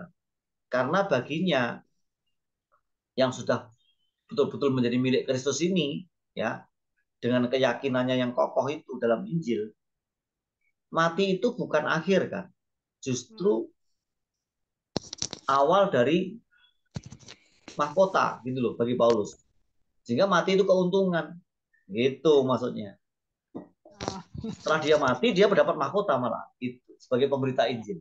Gitu. Ya, cukup. Terima kasih, Pak. Maaf, Nah, agak banyak pertanyaannya. Maaf, nggak Bu. apa-apa. Tapi Masih Terima ada kok. kasih. bagus Waktunya kok masih cukup. pertanyaannya Sofi itu ya. Jadi kita juga mengerti mengenai mati adalah keuntungan gitu ya. Jadi kalau dari sisinya siapa Paulus, dia itu mati karena memberitakan Injil, bukan karena keputusasaan. Ah, lebih baik karena aku Bukan. sudah stres, lebih baik Stres. aku matilah keuntungan. Nah, Iya, jadi itu nggak sama ya. itu Jadi bikin bunuh diri namanya. berarti pencerahan ini biar kita harus hati-hati menerjemahkan ini juga ya apa ayat. Baik, ada lagi ibu-ibu yang lain? Saya, Bu. Oh, silakan Bu Eri. Bu Eh, Eri. Pak Tim tadi kan bilang tentang pemuritan gitu ya. Ya. Nah, saya baca dari Filipi 3 ayat 17. Ya. Saudara-saudara, ikutilah teladanku dan perhatikanlah mereka yang hidup sama seperti kami yang menjadi teladanmu. Perhatikanlah mereka.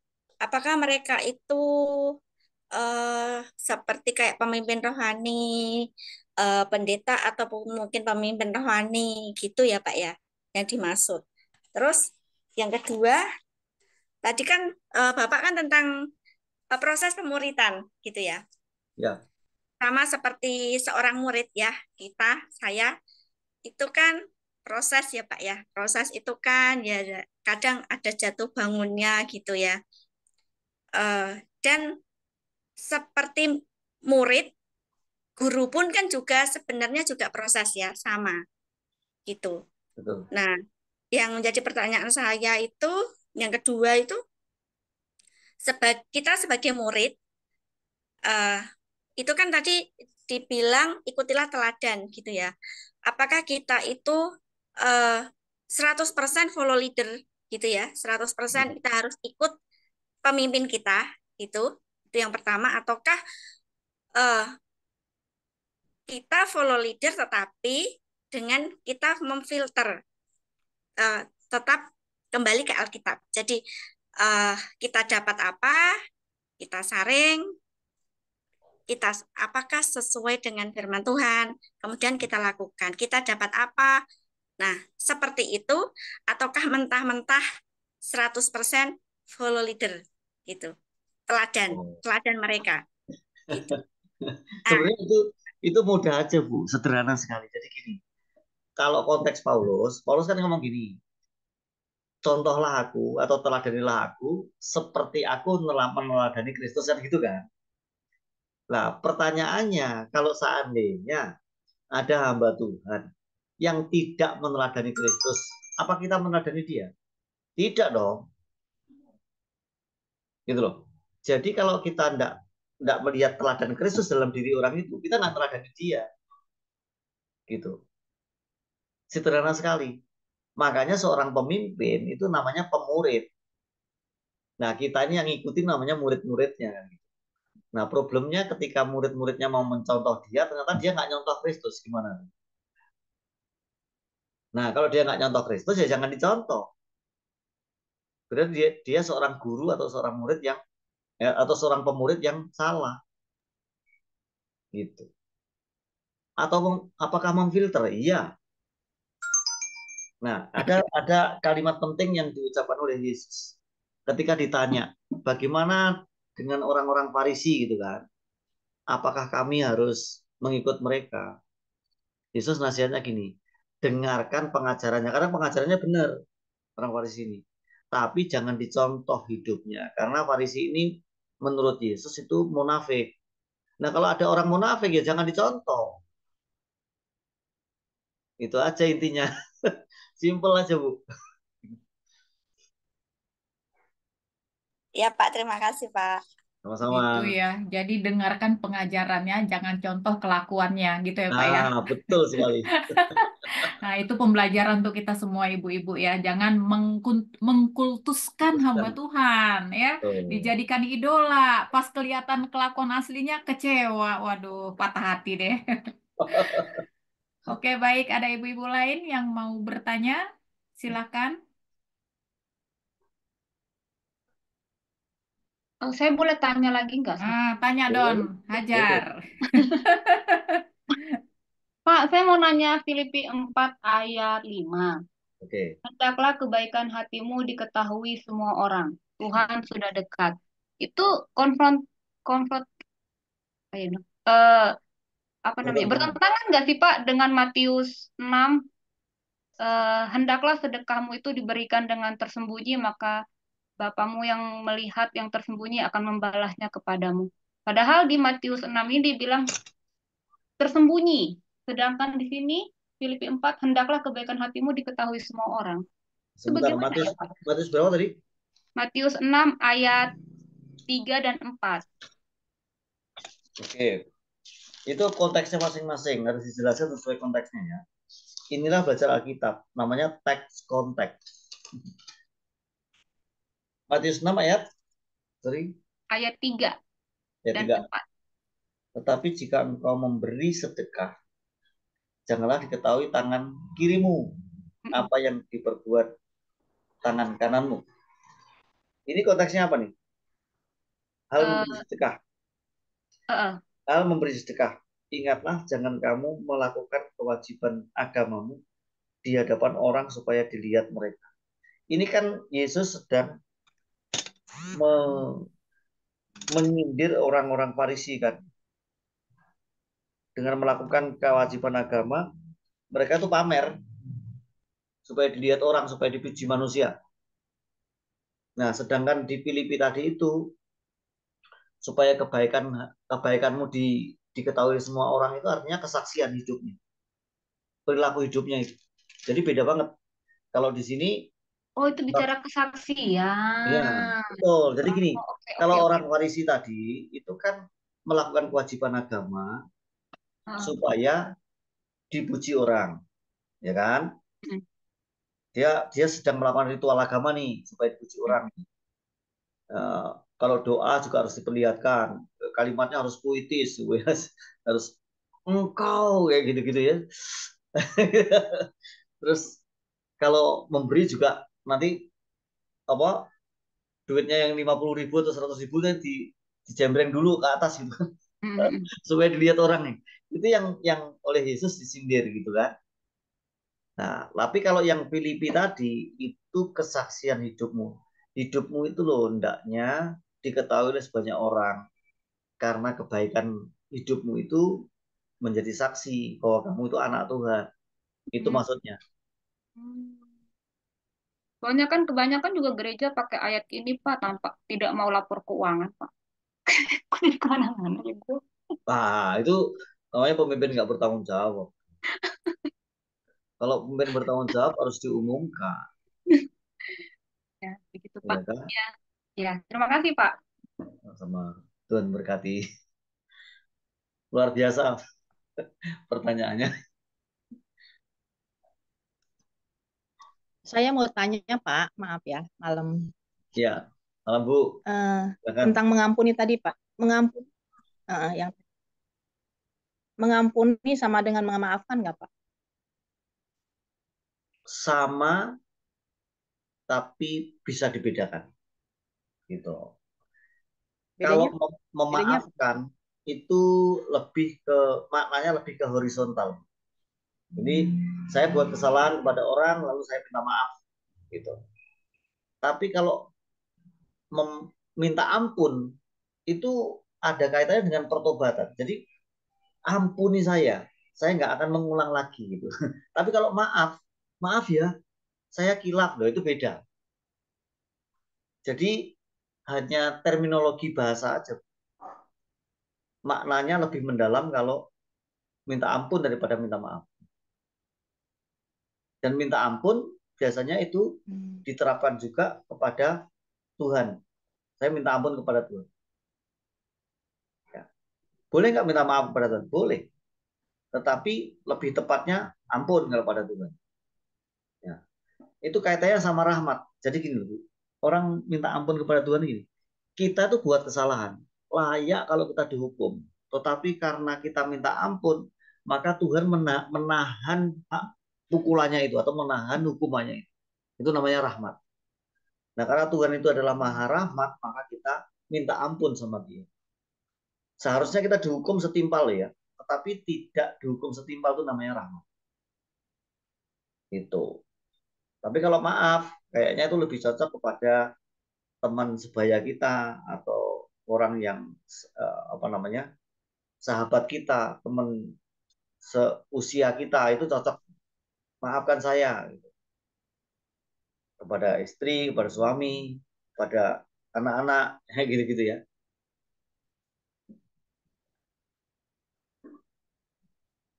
Saya punya contoh kasus, Pak. Contoh kasus suami istri selingkuh. Terus suami istri selingkuh Maksudnya pergi dua-duanya. begitu aja. Yang suaminya selingkuh, istrinya juga selingkuh gitu. Enggak, satu. Oh, Suaminya satu. selingkuh, pergi begitu aja, meninggalkan anak istri, anak istrinya sendiri, dan sampai saat ini belum, maksudnya menggantung ya.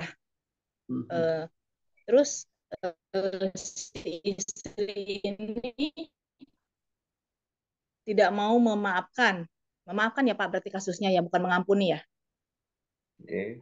Ya, Kalau itu yang seperti itu. Iya. Hampir sama sebetulnya sih. Ya memaafkan, ya mengampuni harusnya ya. Nah, jadi memaafkan harus mengampuni. Sampai saat ini orang itu suaminya itu berhubungan dengan anaknya mau datang, istrinya nggak mau ketemu. Itu menurut Bapak mengampuni atau memaafkan atau melupakan aja deh, udahlah gitu loh. Loh, kalau nggak mau ketemu berarti ya nggak bersedia mengampuni atau nggak bersedia memaafkan kan? Oh, dua-duanya. Iya. Jadi konteksnya di sini memaafkan, mengampuni sama melupakan beda semua. Sama semua. Itu Beda harus dong. mengampuni, memaafkan harus Mengampuni, memaafkan itu belum tentu bisa melupakan. mengampuni, memaafkan belum tentu bisa melupakan. Belum tentu. Memang nggak akan lupa dong Pak, sakit hati orang diselingkuhin. Iya. Ya. Sebenarnya nggak bisa lupa sih kita. Ya. Terus tiba-tiba suaminya mau pulang, suaminya mau pulang. Bu. Tapi si istri nggak mau terima. Nggak mau terima. Nggak mau terima itu bagaimana Pak? Saya mau bapaknya boleh pulang nengokin anak saya, tapi saya sebagai istri nggak mau ngampunin kamu. Ya maksudnya bukan nggak mau ketemu kamu gitu. Ya, itu berarti belum mengampuni. Itu termasuknya jadi bagaimana? Ya belum mengampuni. Belum mengampuni. Dia masih sakit hati, masih kepahitan. Itu kepahitan Pak. Ya. Tapi kalau ditanya suamimu mau pulang ketemu anakmu loh, ya biarin aja, boleh ke situ. Kamu harus mengampuni suamimu loh. Walaupun menggantung begini, kamu harus mengampuni. Kamu harus ketemu sama orang itu. Nggak mau. Nah, itu menurut Bapak bagaimana? Kalau dia Kristen. Seperti itu saya harus ngomong bagaimana? Harus mengampuni. Tapi orang itu, apa ya? Ya sudah aja lah, itu mah anak sama Bapak gitu. Pelik amat ya masalahnya Bu Sandra. Kalau saya nanganin seperti itu bingung ya. Ikut SS Bu. Aduh, sama Pak Prapto. Aduh. Perlu pemulihan khusus ya, ini kayaknya. Hadapin masalah begitu. Kalau seperti itu, kondisinya seperti itu, berarti memang pergumulannya masih seputar begini nih. Kalau dia belum bisa mengampuni, berarti dia belum yakin bahwa Tuhan sudah mengampuni dia, gitu intinya. Kalau dia sudah yakin bahwa Tuhan itu memberikan pengampunan kepada dia dan menyelamatkan dia, maka mau nggak mau dan bahkan wajib dia mengampuni suaminya. Dengan cara seperti apa, Pak? Tindakannya apakah bapaknya mau ketemu anaknya, dia juga harus ada di situ, atau bapaknya datang sama anaknya monggo, tapi saya keluar, gitu, nggak ketemu. Apa Oh, tindakan seperti itu gini, bisa? itu membutuhkan mediasi namanya. Membutuhkan mediasi. Bisa juga menjadikan anaknya mediator. Jadi tanya dulu, ya nggak apa-apa, nggak menemui dulu nggak apa-apa. Tanya dulu, Nggak. kok bapakmu kok mau ketemu kamu tuh mau ketemu ibu juga apa enggak gitu kan. Kalau Ya tujuannya cuma pastinya mau dong, Pak, mau ketemu sama si istri. nah, kalau sudah tahu bahwa dia mau ketemu istri ya ditemuin dong. Saya nggak mau Nah, ketemu lagi ceritanya. Ceritanya. Jadi orang itu nggak mau ketemu lagi sama suaminya, yang penting bapakmu mau ketemu kamu silahkan, mama nggak ada gitu. Terus gimana tuh saya kalau menangani kasus seperti itu, Pak? Saya maksudnya harus menasehati orang itu seperti apa gitu. ya sebagai Kristen sejati kamu harus mengampuni tuh. Kalau dia nggak mau mengampuni ya belum Kristen. Oh gitu. Iya, Belum. kamu Oh, diragukan, imanmu diragukan. Kamu nggak sulit punya. ya, Pak, mengampuni. Jadi, kalau sebenarnya gini, pertanyaannya gini Bu, kepada ibu yang mengampuni tadi. Bu, ibu sudah pernah mengalami kasih dan pengampunan Allah apa belum? Dia pasti tanya, rasanya piye? Gimana mengalami? Ya ibu menerima Kristus sebagai Tuhan dan Juru Selamat, lalu memohon ampun atas segala dosa yang pernah dilakukan. Itu namanya bertobat toh. Jadi Ya. intinya ibu sudah pernah bertobat belum gitu. Oh, perlu dipertanyakan lagi dong itunya ya, Iya Pak. dong. Sudah Nah, itu pernah nggak pertanyaannya. mengalami kasih dan pengampunan Allah? Kalau dia sudah pernah mengalami kasih dan pengampunan Allah, seharusnya dia juga bisa mengampuni suaminya. Boleh saya potong sebentar, Pak? Boleh, silakan. Eh, Oh, ini yang para eh, wanita keluar semua nih, yang korban-korban ya, ini. ini saya agak kayak kesembur. Kesembur. Mohon maaf Kesembur. sebelumnya. Maaf, bukan sama Bu Sophie ya. Ya. Kalau ini saya juga ganjel sih, Pak. Cuman ini Kalau masalah 17 pengampunan aja. ya Ya. mengampuni. Kalau selama 17 tahun itu dia sudah punya tahap mengampuni berapa kali, bahkan sampai 57 sudah dilakukan pengampunan itu dan perilakunya tidak pernah berubah, dan saat itu dia sudah di titik waktu dulu dia tidak mengenal Tuhan ya, tapi di suatu titik dia sudah mengenal Tuhan, dan dia sekarang ini kalau sampai dia kembali ke masa itu dia akan jatuh. Tapi sekarang dia ingin kembali, dia ingin stuck, bukan berarti tidak mengampuni, ya dia sudah mengampuni dan membersihkan dengan cara dia ingin fokus dengan Tuhan dan belajar firman Tuhan dan berteguh dalam setiap fase kehidupan ini. Kayak gitu gimana? Luar biasa. Coba dicek di 1 Korintus 5 kalau nggak salah ya. Itu 1 Korintus ada penuntunnya. Kita tuh disuruh mencontoh Israel. 1 Orang yang Korintus ya, bentar saya cari dulu. Saya lupa itu. Pokoknya menjadikan Israel sebagai contoh. Intinya gitu.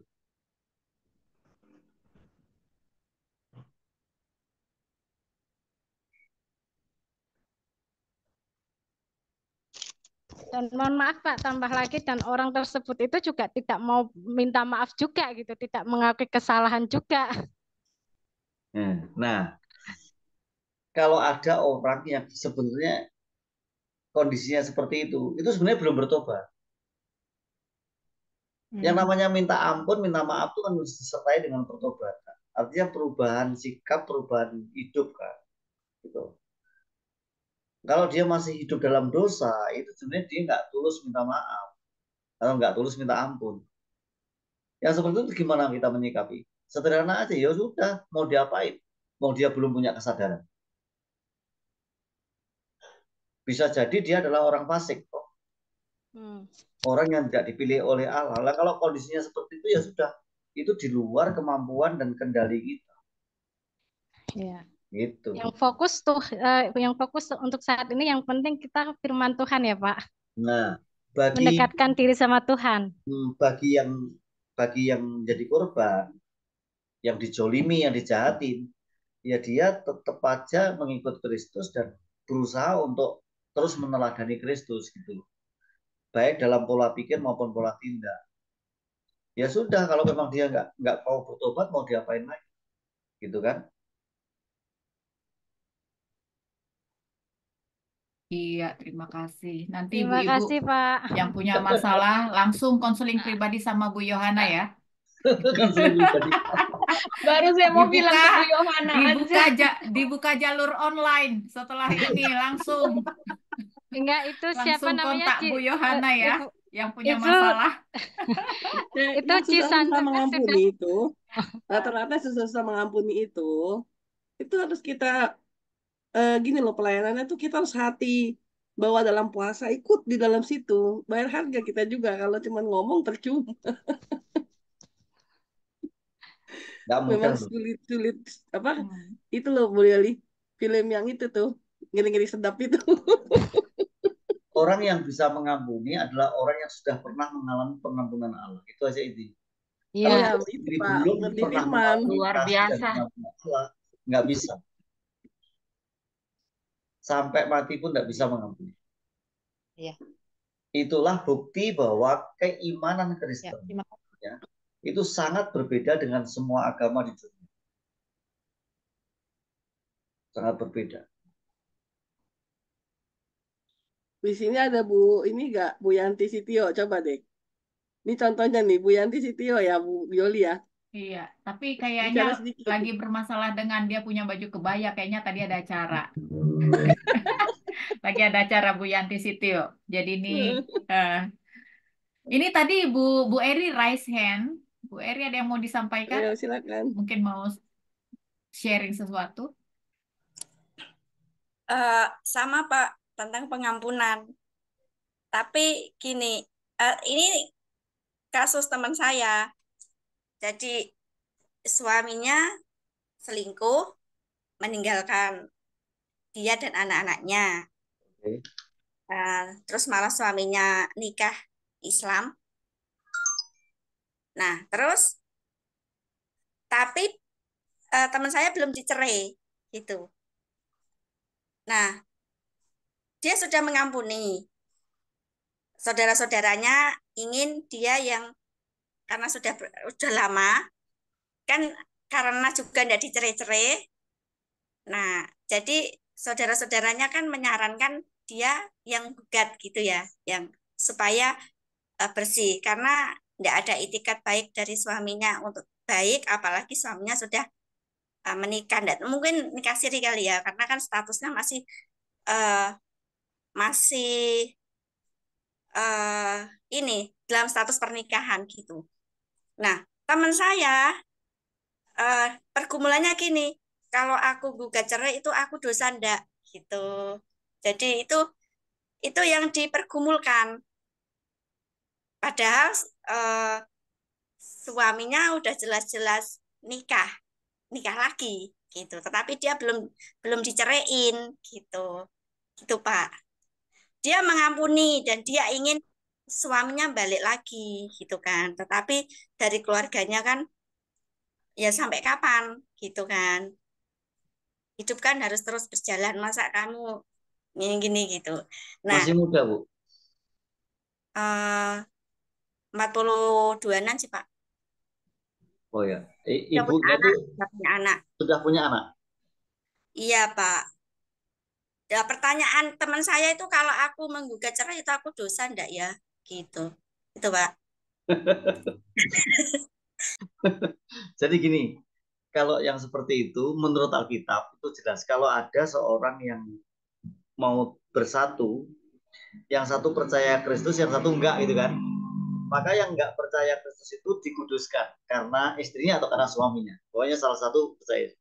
Tetapi kalau yang tidak percaya itu meninggalkan dia, ya meninggalkan yang percaya tadi, yang milik Kristus, ya, umat Kristus tadi, maka yang umat Kristus ini bebas.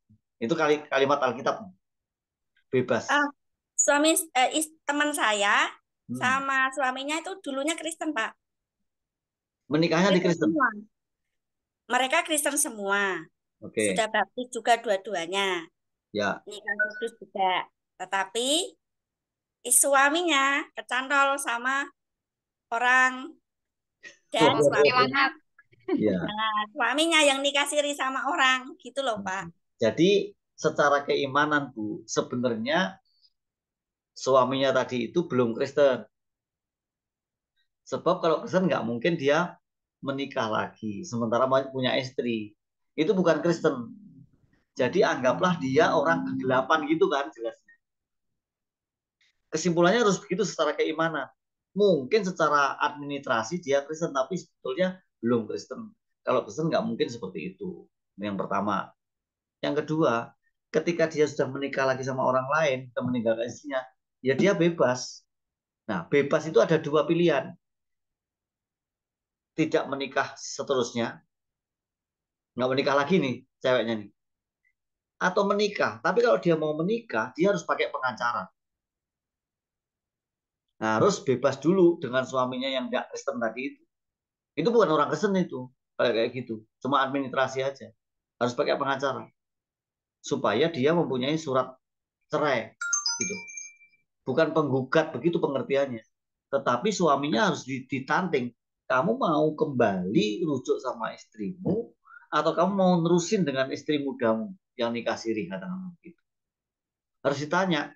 Dan itu harus pakai konsultan. Nah, konsultannya itu yang paling tepat ya pengacara. Itu solusinya menurut saya.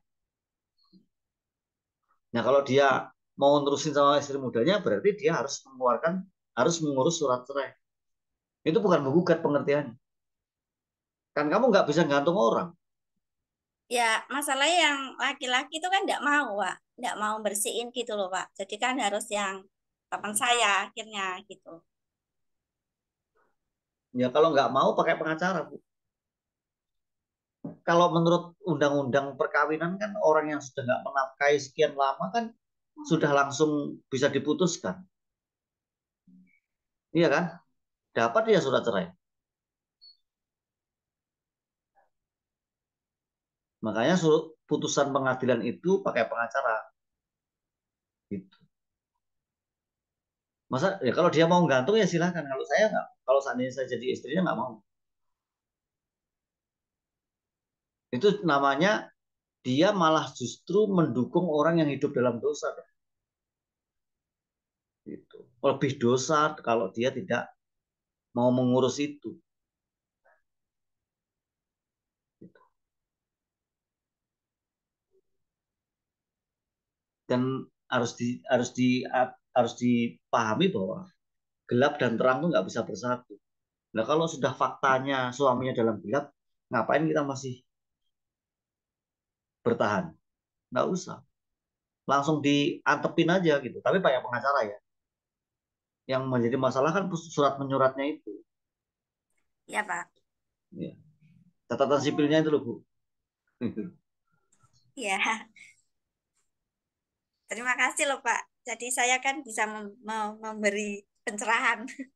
Oh, iya, harus. Bu. Anak Tuhan tuh harus selalu punya solusi ya. Solutif. Iya. Jangan gantung, karena sewaktu-waktu Tuhan datang. Itu yang serem untuk Tuhan datang. Oke, baik. Terima kasih ya teman-teman. Pas 2 jam. Terima kasih Pak Timotius atas waktunya untuk memberikan pemahaman kepada kami mengenai surat Filipi ya, surat penghiburan yang ditulis oleh Paulus di penjara Romawi. Jadi nanti ibu-ibu kalau mau mendengarkan siaran ulangnya bisa di YouTube ya. Jadi tadi kita memang terberkati banget ya dengan pembagian mengenai surat Filipi ini tadi ada 4 itu mengenai apa tadi kalau masih ingat penderitaan, pelayanan, mempercayai, memberi dan sebagainya. Nanti kita bisa lihat lagi di YouTube secara mendalam. Baik Pak Timotius, karena kita sudah selesai, dengan hormat Pak Timotius juga berdoa untuk menutup acara ini. Silakan Pak. Baik. Bapak kami dalam surga, kami bersyukur dan terima kasih di akhir dari Bible Study ini, khusus membahas surat Filipi. Kami sangat diberkati dengan pembacaan kitab suci dan sangat diberkati oleh pimpinan Roh-Mu yang kudus untuk kami memahami secara jelas dan mendalam dari surat Filipi. Kiranya ini menjadi bekal bagi kami untuk hidup semakin berkenan kepada Tuhan dan dalam kekudusan. Ampunilah kami apabila kami terkoreksi dan kami tertemplak oleh kuasa Roh-Mu, sehingga kami harus mengaku dosa dan bertobat di hadapan Tuhan. Kami mohon ampun dan Tuhan bersihkan kami, basuh kami dengan kuasa darah Yesus Kristus, dan layakkan kami untuk terus mengiring Kristus sampai selama-lamanya.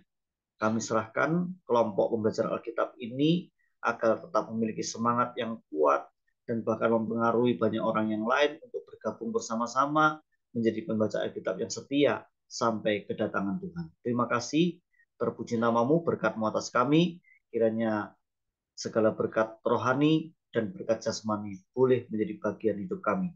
Kiranya Tuhan Allah memberkati kami dan melindungi kami. Kiranya Tuhan Allah memberikan kami kasih karunia, Tuhan Allah juga memberikan kami damai sejahtera. Dalam nama Yesus Kristus Tuhan kami berdoa. Amin.